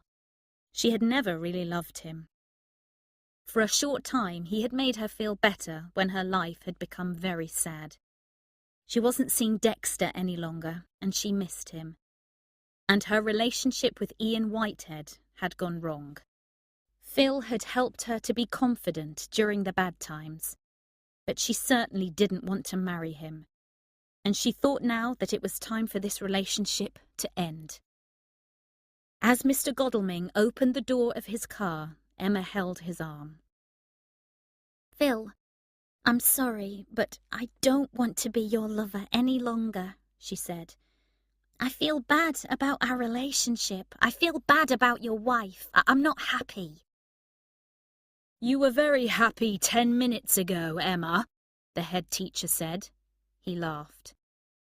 "No, Phil, you were very happy 10 minutes ago," Emma replied sadly. Phil Godalming wasn't pleased to hear Emma's words. He'd enjoyed their after-school meetings on Fridays. He argued for some time, but clearly Emma wasn't going to change her mind. "We'll talk about this next term," he said. He got into his car, closed the door, and drove quickly out of the car park. Emma travelled sadly home to Walthamstow on the Underground. On her way home, she bought some wine to drink later. She was going to spend the evening on her own. Ian Whitehead no longer lived with her. They had ended their relationship after a terrible argument. They had argued about Ian's jealousy and his selfishness. At the end of their argument, they had both cried. They had cried for each other and for the end of their relationship. But they both knew that it had to end. It had all been so sad, Emma thought now, as she sat in the train. Late that evening, after she had drunk the wine, Emma turned on her television.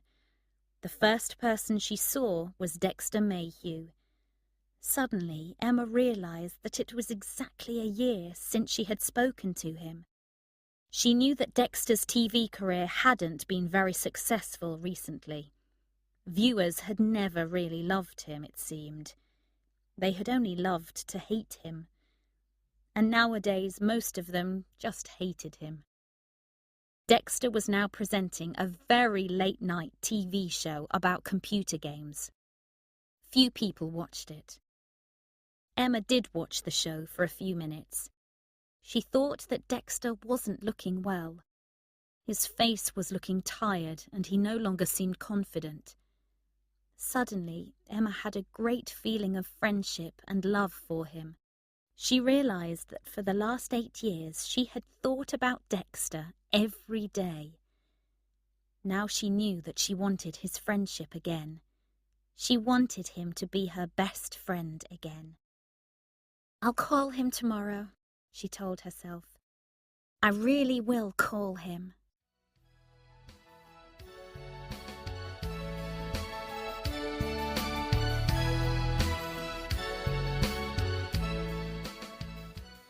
Chapter 10. Resignation. Tuesday, the 15th of July, 1997, Central London. The River Thames looked lovely on this warm, sunny afternoon, Emma Morley thought. It was a work day, but Emma wasn't at school. Teaching had finished for the term, but there was a very important staff meeting happening at the school. Emma was needed there, but she didn't really care about that. She had phoned the head teacher's secretary that morning and told her that she was ill and had to stay in bed. The woman clearly hadn't believed her. Emma didn't care about that either. Emma wasn't really ill at all. In fact, she was feeling good, and she had been to a meeting with a publisher. At last, Emma was feeling confident about something she had written, a novel for young readers. It was about a group of children at an East London school. The children were appearing in a school production of Oliver, and the story was told by one of the actors, a girl called Julie Criscoll. Julie was a rude, angry teenage girl with a good heart. The book was funny and touching.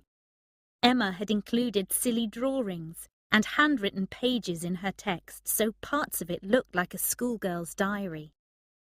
She knew that what she had written was really good, and now other people thought it was good too. Perhaps soon she was going to be a published author. Emma wanted to write, and she wanted even more to stop teaching. She thought every day about resigning. Her job at the school had been very difficult for the last year. Phil Godalming had been angry because she no longer wanted to sleep with him. He'd tried to make her life difficult all year. And now she knew that she could write well. Emma wanted to spend her life writing. At her meeting this morning, she had told the publisher about her ambitions. The publisher had been helpful. Emma's life was going to change.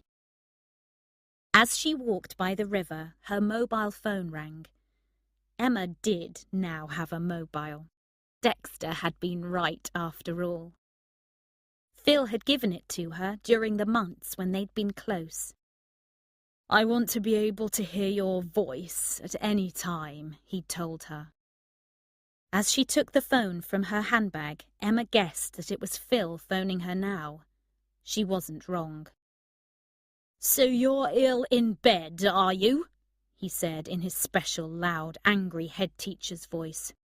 "Well, I don't believe it. I think you're outside enjoying the sunshine. I can hear the traffic noise." "Don't shout at me, Phil," Emma said quietly. "My name's Mr. Godalming, not Phil," the man replied. "This is serious, you know that. I told you that today's meeting was a very important one. There'll be trouble about this, Emma, and if you don't want a relationship with me, I won't protect you from trouble. Your job is in danger."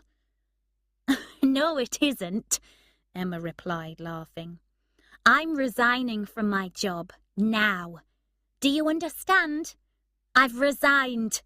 Goodbye, Mr. Godalming." She switched off her phone, and for a moment she thought about throwing it into the river. But after a few seconds, she put it back in her bag.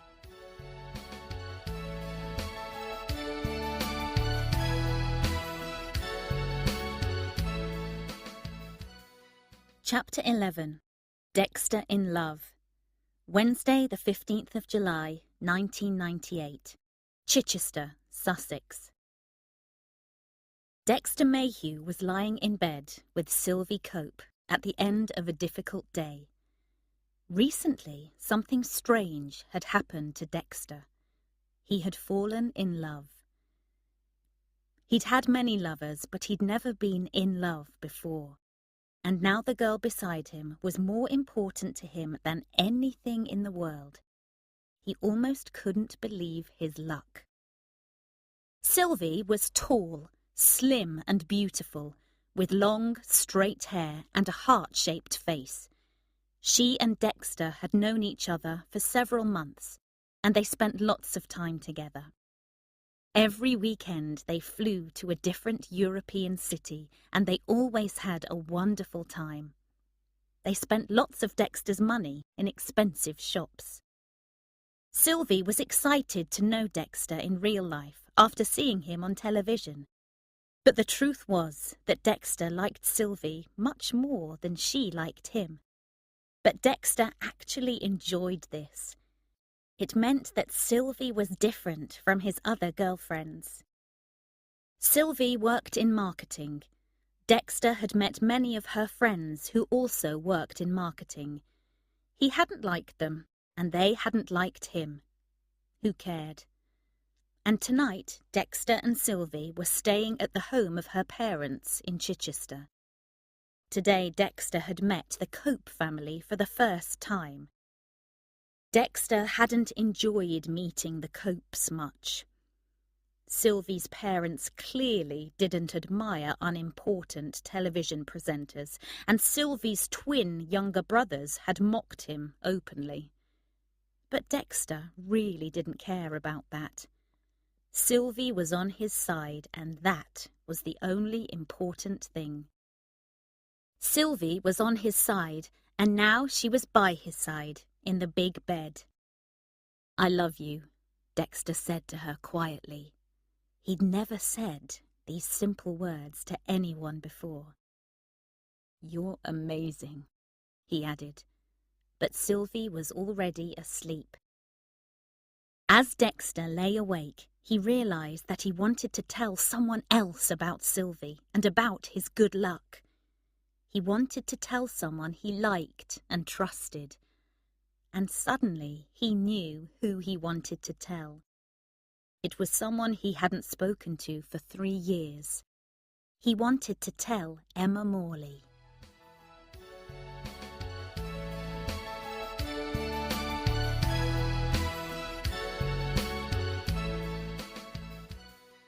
Chapter 12. Weddings.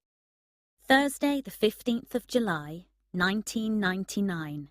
Somerset, England. It seemed to Emma Morley that all her friends were getting married this year. As she drove to Somerset, in the west of England, on the morning of the 15th of July, she thought of the weddings she had been to recently. Some of her friends from university had married for the first time that year. Some of them had married for the second time. Watching these wedding ceremonies had made Emma feel that she was growing old. All the university friends she met at them asked her if she had a boyfriend, and they all pretended to be sad for her when she said she hadn't. But they all said she was looking better than she had ever looked. They were right. She took better care of herself these days, and she even wore pretty clothes for these occasions. The best thing about these weddings for Emma was that she had met Dexter Mayhew at several of them. At last they were speaking to each other again, after more than 3 years of silence.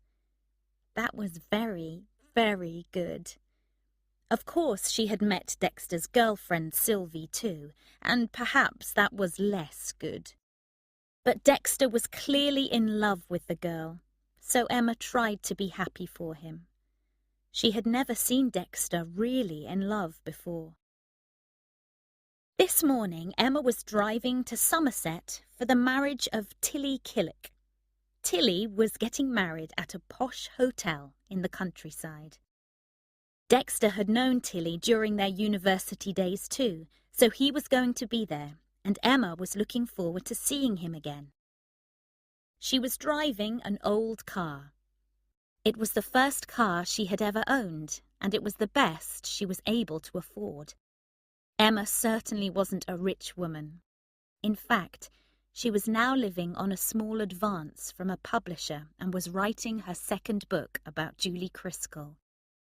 But the first book was going to be published soon, and the publisher expected it to sell very well. Emma had some problems with her car during the journey, and she was a bit late when she arrived at the hotel. The ceremony had already begun when she entered the big marriage room, so she found a seat at the back of the room. As she was sitting down, Dexter Mayhew turned round and saw her. He smiled and waved his hand. Dexter was sitting at the front with Sylvie. He hadn't really been listening to the ceremony. He had been counting the number of women in the room he had slept with. "It's 5, he thought. "It's 5 in one room, including the bride. It's a good score. Is it a record? Do I get an extra point for the bride? And really, it's 5.5 if I count that night with Emma." And as he thought this, he realised that it was a bad thing to think. He also realised that he wanted to talk to Emma very much. "I'll try to talk to her alone," he thought. "I need to tell her everything." After the ceremony, the party began. Dexter left Sylvie with some friends and started to look for Emma. But the first person he met was Callum O'Neill. The two men hadn't spoken for a long time. Dexter had heard that Callum had sold his computer business for a huge amount of money.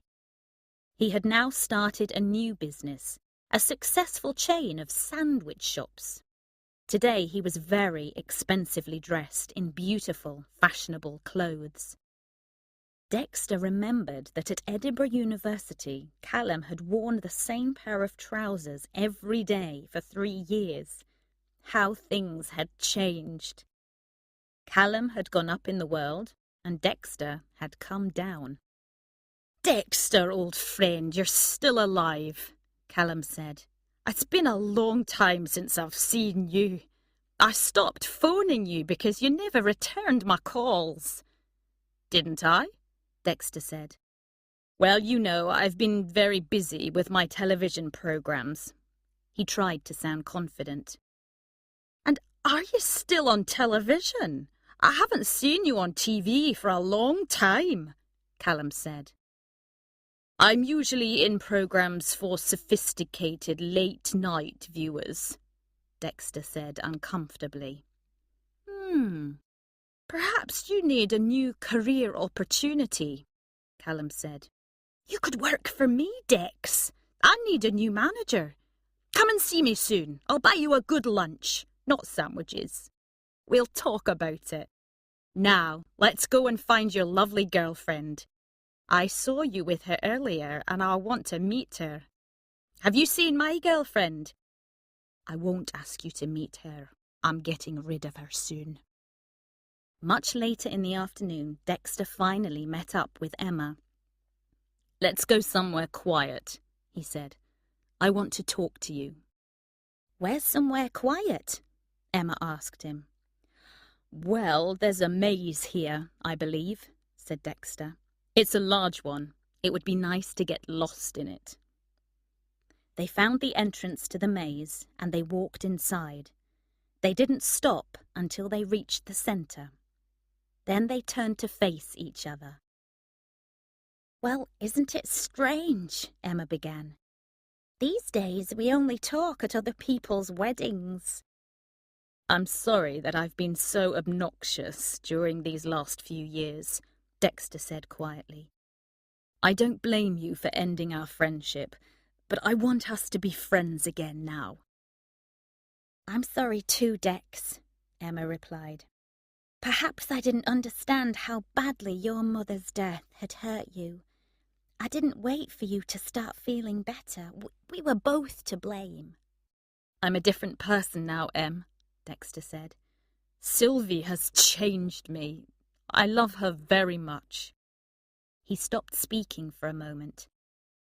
"Emma, there's going to be another wedding soon," he went on.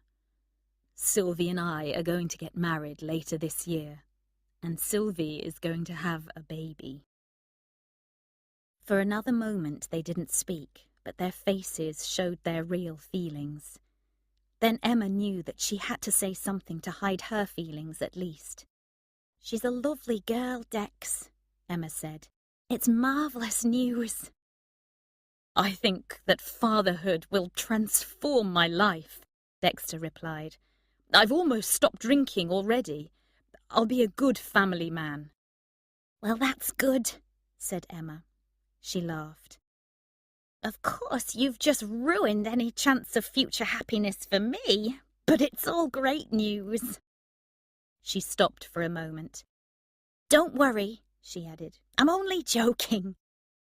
And then they both laughed. The wedding will be in September, said Dexter. Emma, will you help me write my speech for the big day? No, Dexter, said Emma. Don't be an idiot. Just look into your heart and write. Then they walked back towards the entrance of the maze.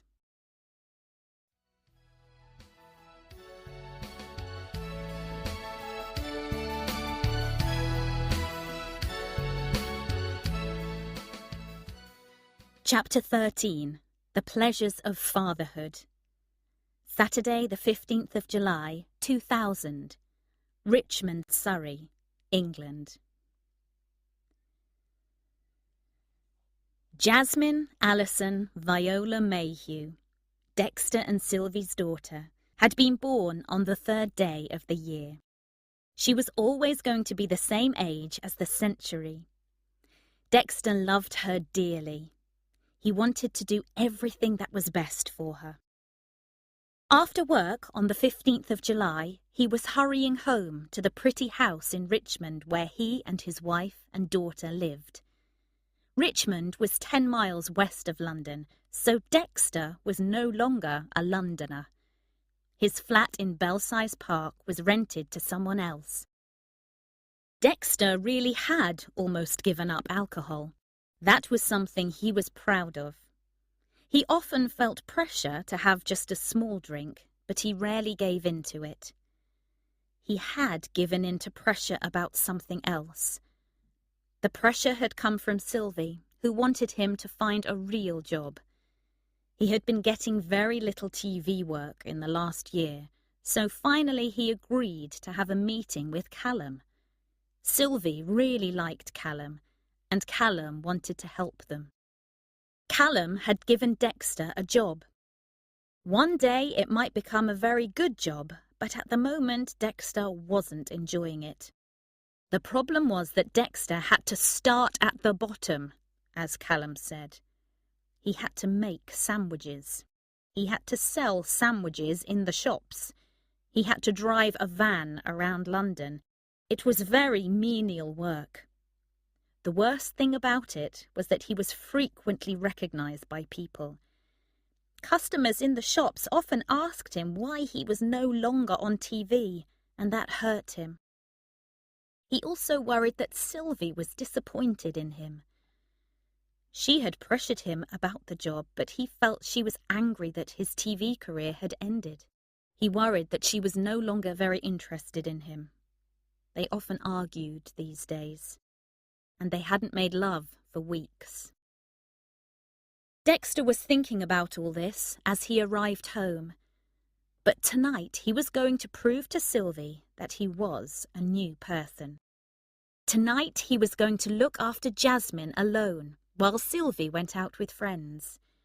It was going to be the first time Sylvie had left the baby for more than a few minutes.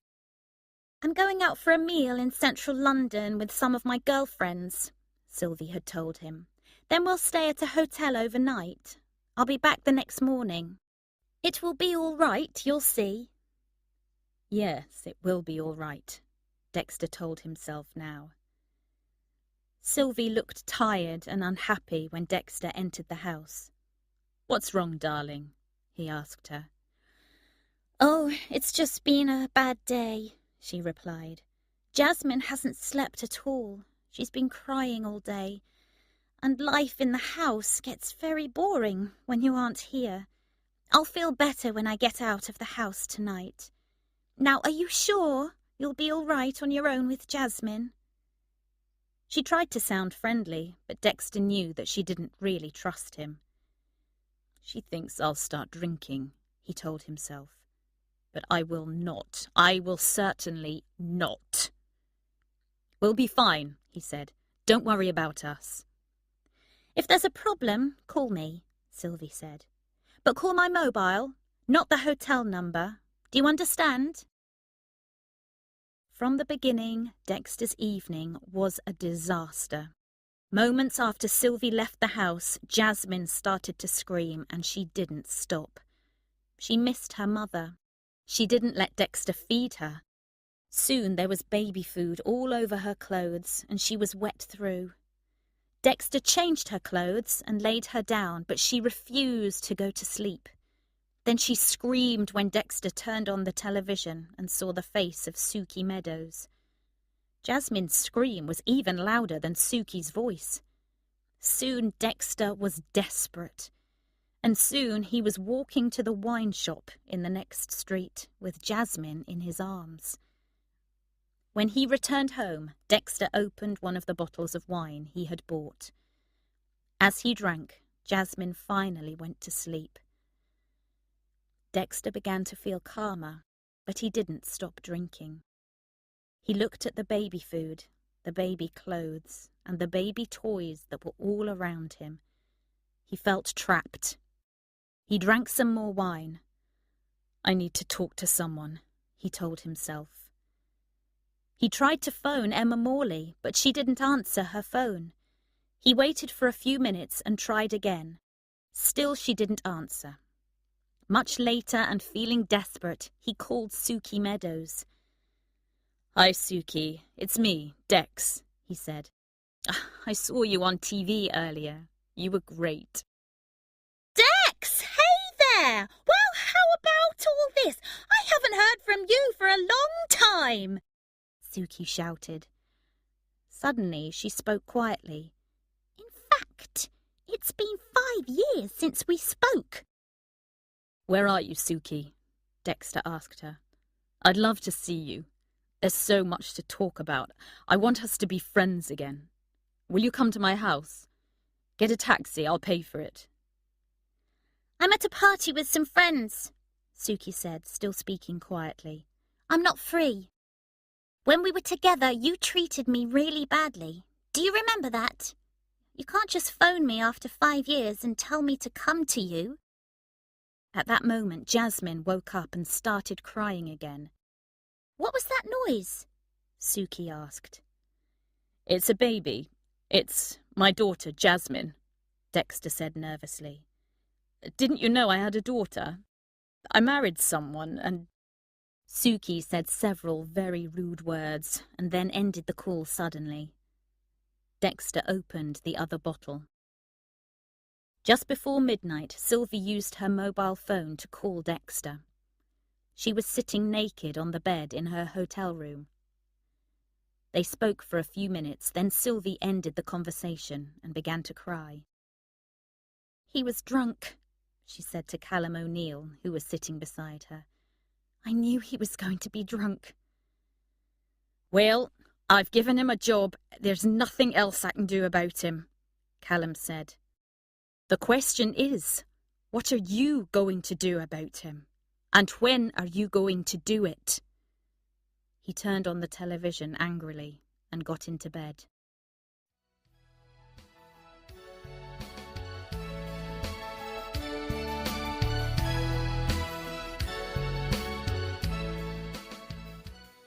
Chapter 14. Another Man. Sunday, the 15th of July, 2001. Paris, France. Emma was waiting at the Eurostar station in Paris. She was waiting for Dexter to arrive on a train from London. She was a bit nervous. They had only seen each other once since his marriage to Sylvie had broken up. On that occasion, they had spent the night together. That night, she had finally slept with him for the first and only time. She thought now that it had probably been a bad idea, but he had been desperately unhappy, and she had wanted to help him in some way. They'd both been a bit drunk. Soon after, Emma had decided to get away from England for a few months. She had come to Paris for the spring and summer. She wanted to spend her time writing.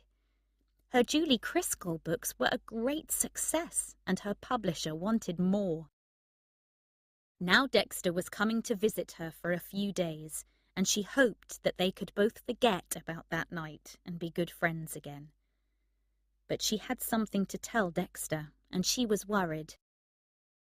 The train arrived, and a few moments later Emma saw Dexter walking towards her. He was carrying a book.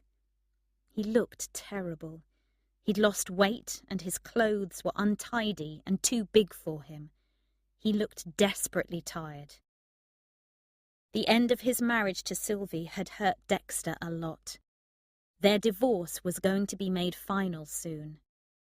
Sylvie and Jasmine had now gone to live with Callum O'Neill. That had made it worse for Dexter, of course. "You didn't have to meet me," Dexter said.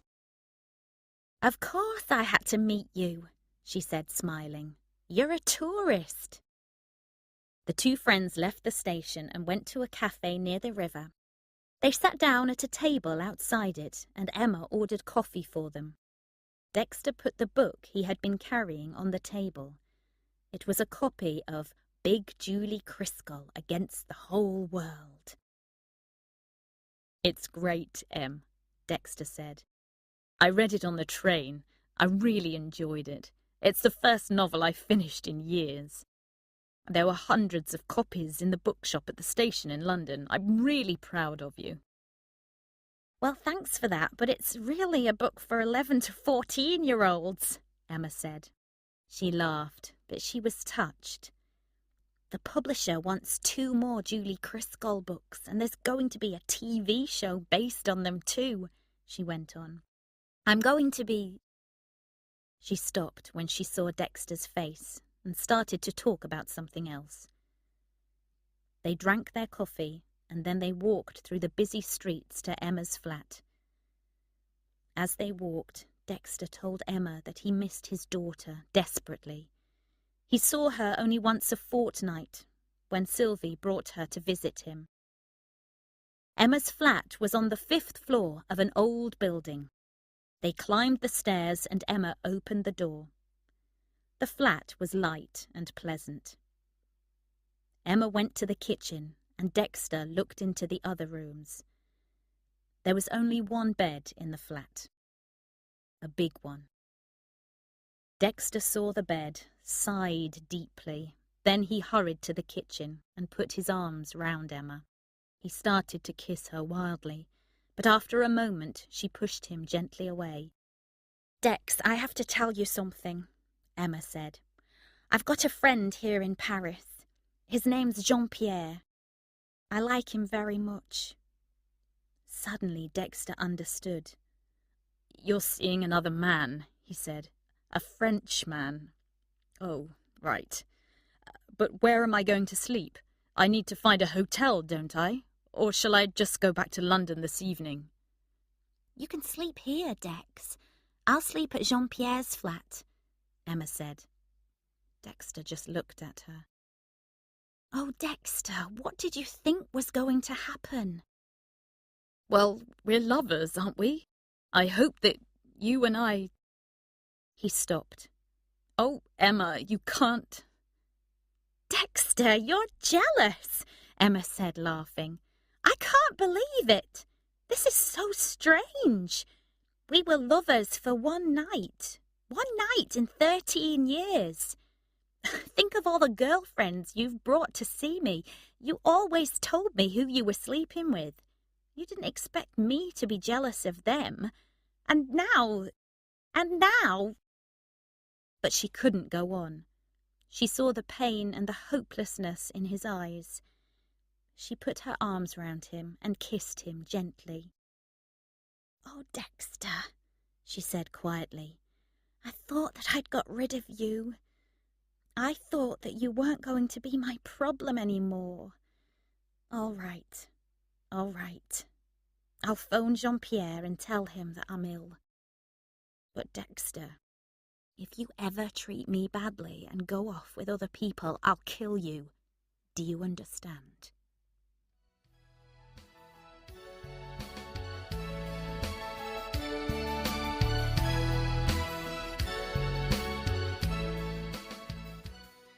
Part 4.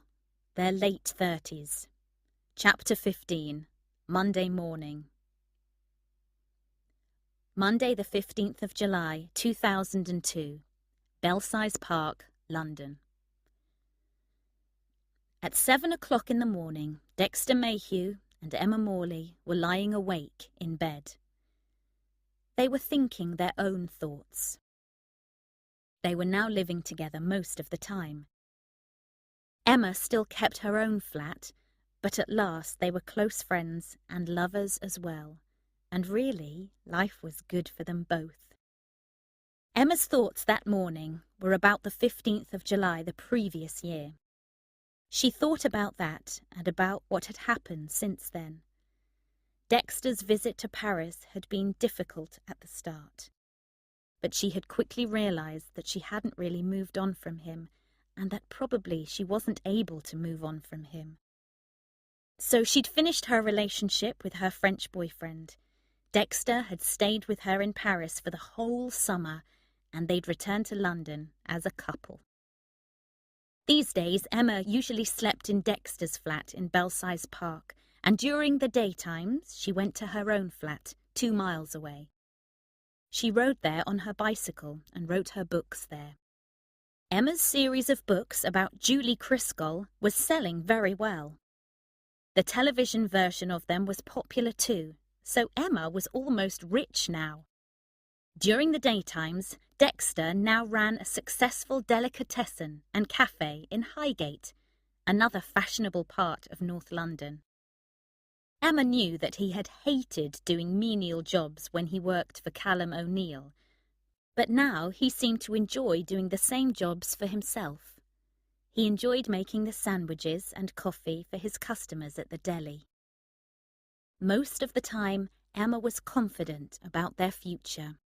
She loved Dexter, and she loved his daughter Jasmine, who often spent time with them. The 3 of them were happy together. This was good for Jasmine because Sylvie and Callum were not getting on well together. But there was one little cloud in Emma's sky. She was beginning to wish for a child of her own. And she wasn't getting any younger, of course. Dexter already had a child, and he wasn't so happy with the idea of another one. Sometimes they argued about this. "Perhaps I need to find someone else," Emma sometimes thought when this happened, but she never thought very seriously about leaving Dexter.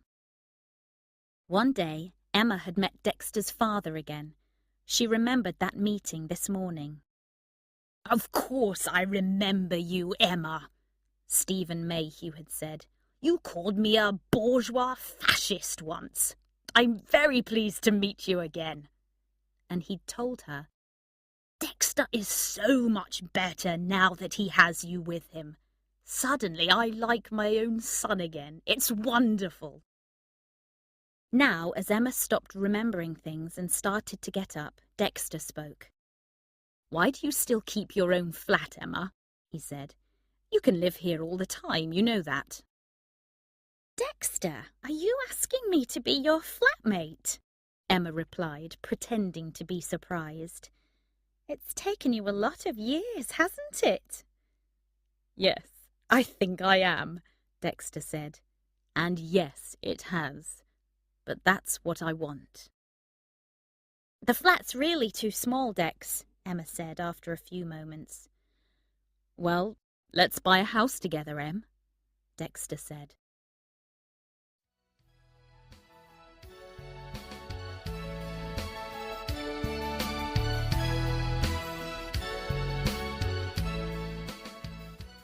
Chapter 16. Big Day Speech. Doc. Tuesday, the 15th of July, 2003. Yorkshire, England. "That's the place where I was bitten by a dog when I was a little girl," Emma said. She pointed ahead. She and Dexter were walking along a beach on the Yorkshire coast. The morning was hot, but there weren't many people on the beach. The school holidays hadn't begun yet. "What kind of dog was it?" Dexter asked. He was trying too hard to sound interested. Emma looked carefully at him. Clearly, he didn't really want to know what kind of dog had bitten her. "Am I boring you, Dexter?" she asked. She sounded a bit cross. "No, of course you aren't," Dexter replied wearily. "Well, perhaps you are boring me a little bit." "Ah, then you have 4 more days of boredom to look forward to, don't you?" Emma said. She laughed. She liked his sudden honesty. "Poor Dexter," she added. Emma and Dexter were on holiday. They had rented a small cottage in the Yorkshire countryside for a week. Each day they set out to visit places that Emma remembered from when she was a child. Today, after their morning at the beach, they were going to drive inland. Emma wanted to find a waterfall she remembered from her childhood. "It's a beautiful place, Dex," she said. "You'll love it." But that afternoon they didn't succeed in their search. Emma's memory wasn't good enough. After an hour they hadn't found Emma's waterfall. So they found a pleasant spot in the sun and lay down on the grass. Soon Dexter was feeling a bit sleepy. "Look at that bird up there, Dex," Emma said suddenly, pointing to the sky. "What kind of bird is it? It's beautiful." Dexter did not look up. "I'm too young to be a bird watcher," he said. "Bird watching is for middle-aged people. And isn't bird watching a very bourgeois thing to do? Next, you'll want us to move to the country. Then you'll want us to cuddle in bed and call each other darling and go to the shops together." For a moment, Emma thought about Ian Whitehead. Calling him darling hadn't meant that she'd really loved him, had it? "After that, it's classical music, Beethoven and that kind of thing," Dexter went on. "I've seen it happen to people, Em. It's awful." Emma laughed and kissed him. "It does sound awful. Tell me again, why are we going to get married?" she said. "Well, we don't need to. We could cancel the wedding," Dexter said. "Yes, but we've paid for it now," Emma said. "Can we get our money back if we cancel it?" "I don't think so," Dexter replied. "Ah, well, we'd better get married then," said Emma. "I knew there was a reason." And she kissed him again. Then she closed her eyes and thought about their wedding. They had chosen a day in November for the ceremony. Only a few close friends were going to be there. And finally, she was going to be Emma Mayhew after all these years. "I'll marry you if you promise you'll never play golf," she whispered. That evening they went to bed early. Emma quickly went to sleep, but Dexter couldn't sleep, so he got up quietly and went downstairs. He was thinking about Emma and about their big day in November. He was going to make a speech at the wedding party. He needed it to be just right. Suddenly, he remembered something that Emma had once said to him. He turned on his laptop and opened a file. Then he looked into his heart and made some notes. My wedding speech. 1. I met Emma at university. 2. She called my dad a bourgeois fascist. 3. She can't cook. 4. We argue a lot, but laugh a lot too. 5. She's beautiful, but she doesn't believe it. 6. She gets on well with my lovely daughter, Jasmine. 7. She even gets on well with my ex-wife. Ha ha. Leave 5 seconds for laughter here. 8. Everyone loves her. 9. Our sudden romance lasted 15 years. 10. My wonderful mum loved Emma. Also. 11. Say something nice about Dad and about Emma's parents. 12. Say that it's my second wedding and I need to get it right this time, etc. He was reading what he had written when he heard Emma's footsteps on the stairs. He gave the file a name, Big Day Speech ... and closed it. "Sorry I fell asleep," Emma said from the bottom of the stairs. "But I'm awake now. What shall we do?" "I think I'd like to play a board game," said Dexter, and smiled.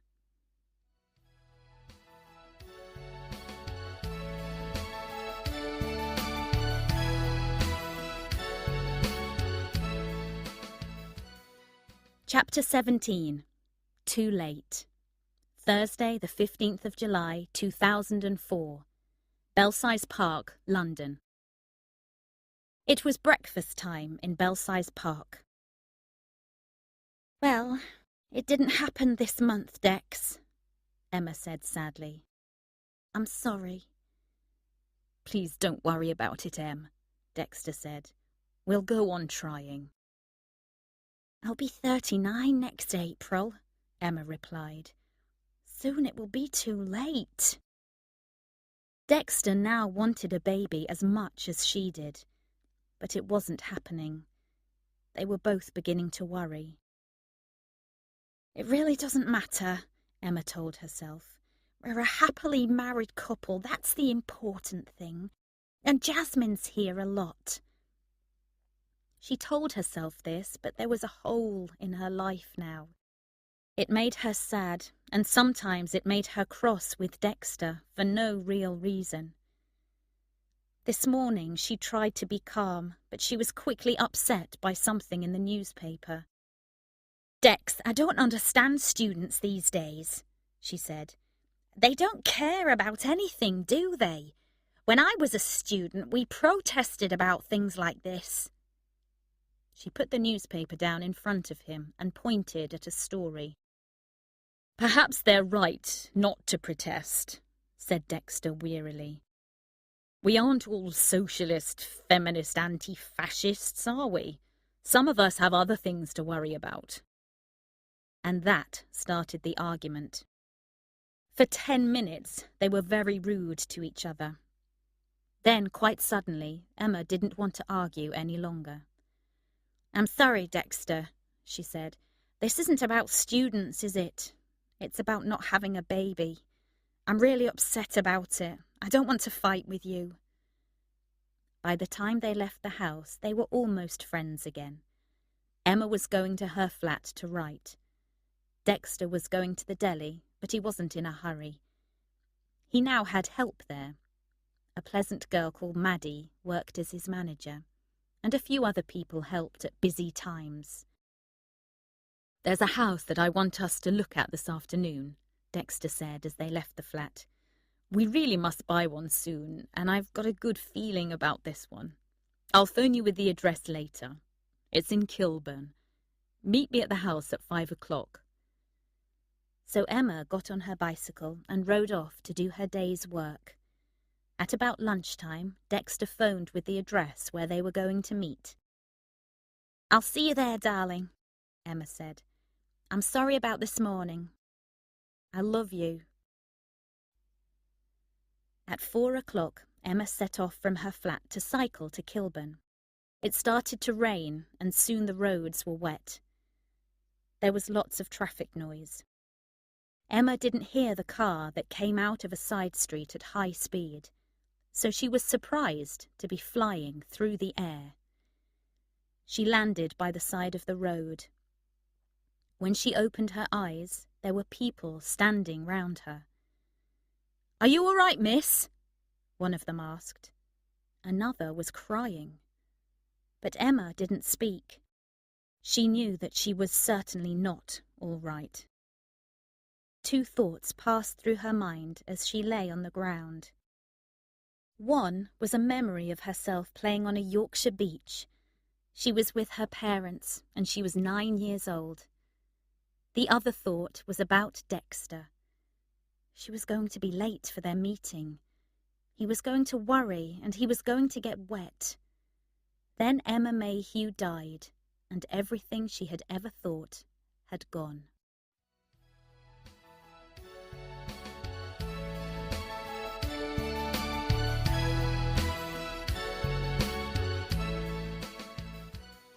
Part 5. Memories. Chapter 18. 3 Anniversaries. Friday, the 15th of July, 2005. London, England. The months had passed. A year had passed. Very early in the morning of the 15th of July, 2005, Dexter Mayhew was drinking in a club in central London. It was the kind of club that stayed open very late. Dexter was alone. Earlier, he had come to the club with Maddie, his manager, and 2 of the other workers from his deli. Dexter had wanted them all to drink to the memory of Emma at exactly midnight, at the beginning of her anniversary day. They had gladly come with him. But soon after midnight, the others had left the club. They needed to go home. Maddie had tried to make Dexter go home too, but he'd wanted to stay, and Maddie had left. Now Dexter was very drunk. Finally, Dexter left and walked to another club, where he continued drinking. Soon he got into a fight. He knew that he wasn't going to win the fight. He didn't want to win the fight. He wanted to die. The fight ended with Dexter lying unconscious in the street. When he woke, he found that someone had stolen his money and his keys. There was blood all over his clothes. Somehow he found his way back to Belsize Park, but outside his front door he realized that he couldn't get into the flat without his keys. He lay down and went to sleep on the ground. Sylvie found him unconscious there in the morning when she brought Jasmine for a visit. Sylvie had ended her relationship with Callum O'Neill, and Dexter now got on quite well with his ex-wife. When she found Dexter outside his door, she phoned his father. She had her own keys, so she took Dexter into the flat and washed him and found him some clean clothes. Later, Stephen Mayhew arrived and took Dexter back to Oxfordshire. Now that they had both lost their wives, they understood each other better. Dexter's father was gentle with him. Saturday, the 15th of July, 2006, London, England. The months had passed. Another year had passed. For Dexter, the 2nd anniversary of Emma's death wasn't as painful as the first one. When the deli closed for the day, he decided to spend the evening alone. He wanted to look through Emma's books and photographs. He was going to keep some of them. He was going to give some of them to her parents. The others were going to her friends. So in the evening, he sat with Emma's things around him. He thought about the previous anniversary, and he remembered a strange thing. A few days after the 15th of July last year, he'd received a kind letter from Ian Whitehead. "When Emma left me, I hated you," he had written. "I wanted to die. But after a few years, I met someone else and my life changed. And now I'm happy again. We have 3 children. I know how you must feel without Emma, Dexter, and I know that she loved you very, very much. I used to think that you weren't good enough for her, but none of us was good enough for Emma, and we have to go on for her. Please take care of yourself." After that letter, Dexter and Ian had spoken on the phone a few times, but they both knew that they weren't going to meet again. Dexter spent a lot of the evening looking at Emma's old photos. He found some which Emma had taken on Arthur's Seat in Edinburgh. One of them had been taken by someone else and showed both Emma and Dexter. These photos had been taken on the first day they had ever spent together. Suddenly Dexter felt terrible. There were so many memories. He started to cry, but he knew what to do. He phoned his friend Maddie. Talking to her made him calm again. "Shall I come to you?" she said. "I can get a taxi." "No, it's all right. I just wanted to hear a friendly voice," Dexter told her. "I'll be fine now." And soon he felt much better. Sunday, the 15th of July, 2007, Edinburgh, Scotland. The months had passed. One more year had passed. On the 3rd anniversary of Emma's death, Dexter was in Edinburgh with Maddie and Jasmine. Dexter and Maddie were a couple now, and they were having a short holiday with Dexter's daughter. This morning, Maddie had told Dexter to take Jasmine for a walk. "I'll go to one of the art galleries," she'd said. She'd guessed that Dexter wanted to visit places from his past. She'd also guessed that he wanted to talk to Jasmine about Emma. Jasmine was 7 years old now, and she walked happily beside Dexter. First, they walked to Rankeila Street, and for a minute, Dexter looked up at the window of the flat where Emma used to live. Then they walked through the streets towards Arthur's Seat. "Let's do some climbing," said Dexter when they reached the hill. "There's a wonderful view from the top." "Did Emma come up here too?" Jasmine asked him when they reached the top. "Yes, we came here together," Dexter replied. "I have a photo of us both on the hill. I'll show you it when we get back to London." "Do you miss Emma?" Jasmine asked quietly. "Yes, I miss her every day," Dexter said. "She was my best friend. Do you miss her?" "I think I miss her," Jasmine said. "But I was only 4 when she died. I don't remember her very well. She was nice, wasn't she?" "She was very nice," Dexter said. "Who's your best friend now, Daddy?" asked Jasmine. "You are, of course," Dexter replied quickly. "Can we go down now?" Jasmine said. "I'm a bit tired."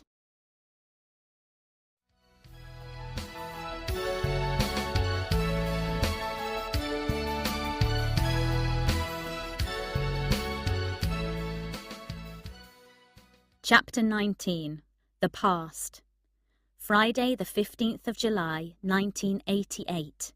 Edinburgh, Scotland. "Have you had someone in your room all night?" Tilly Killick asked when Emma Morley entered the kitchen in their flat that morning. "Oh, yes, it's only Dexter Mayhew," Emma replied. She tried to sound uninterested. She was not very successful.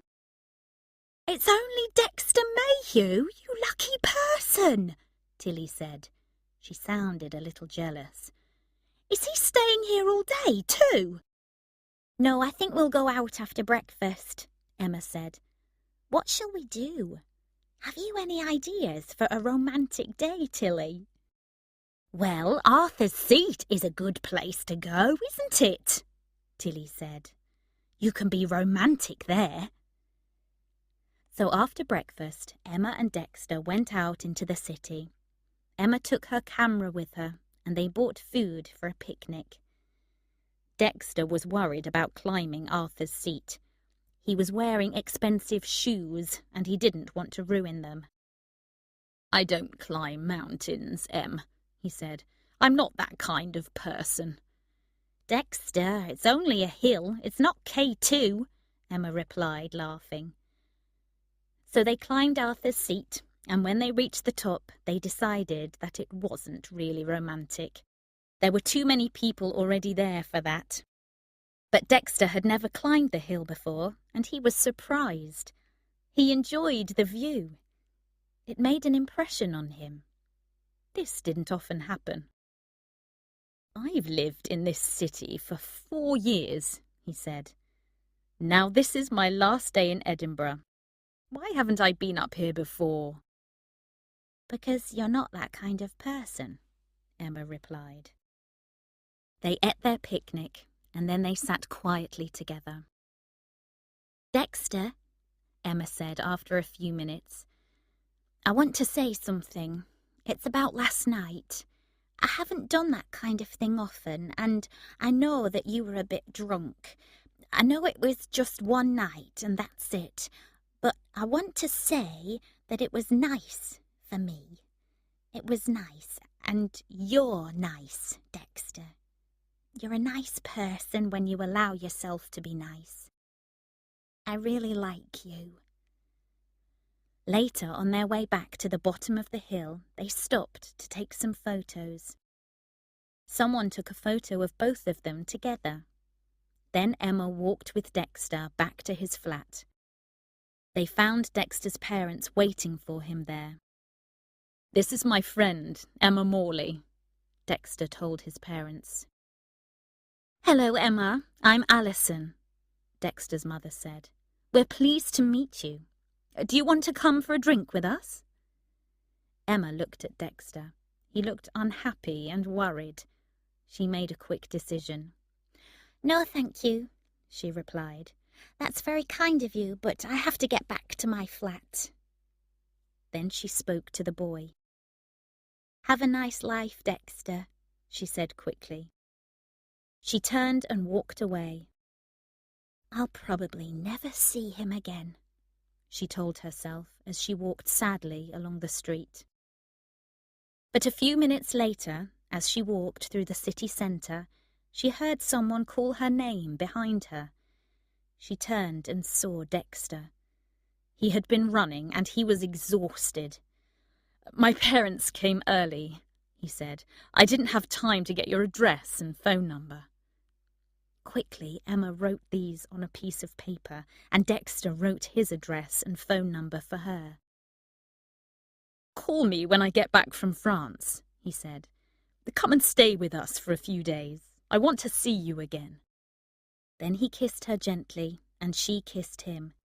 They stood in the middle of the busy street, and people on their way home hurried around them.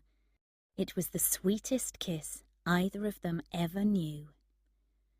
"Goodbye, Dex," Emma said. "Goodbye." "Goodbye. Goodbye."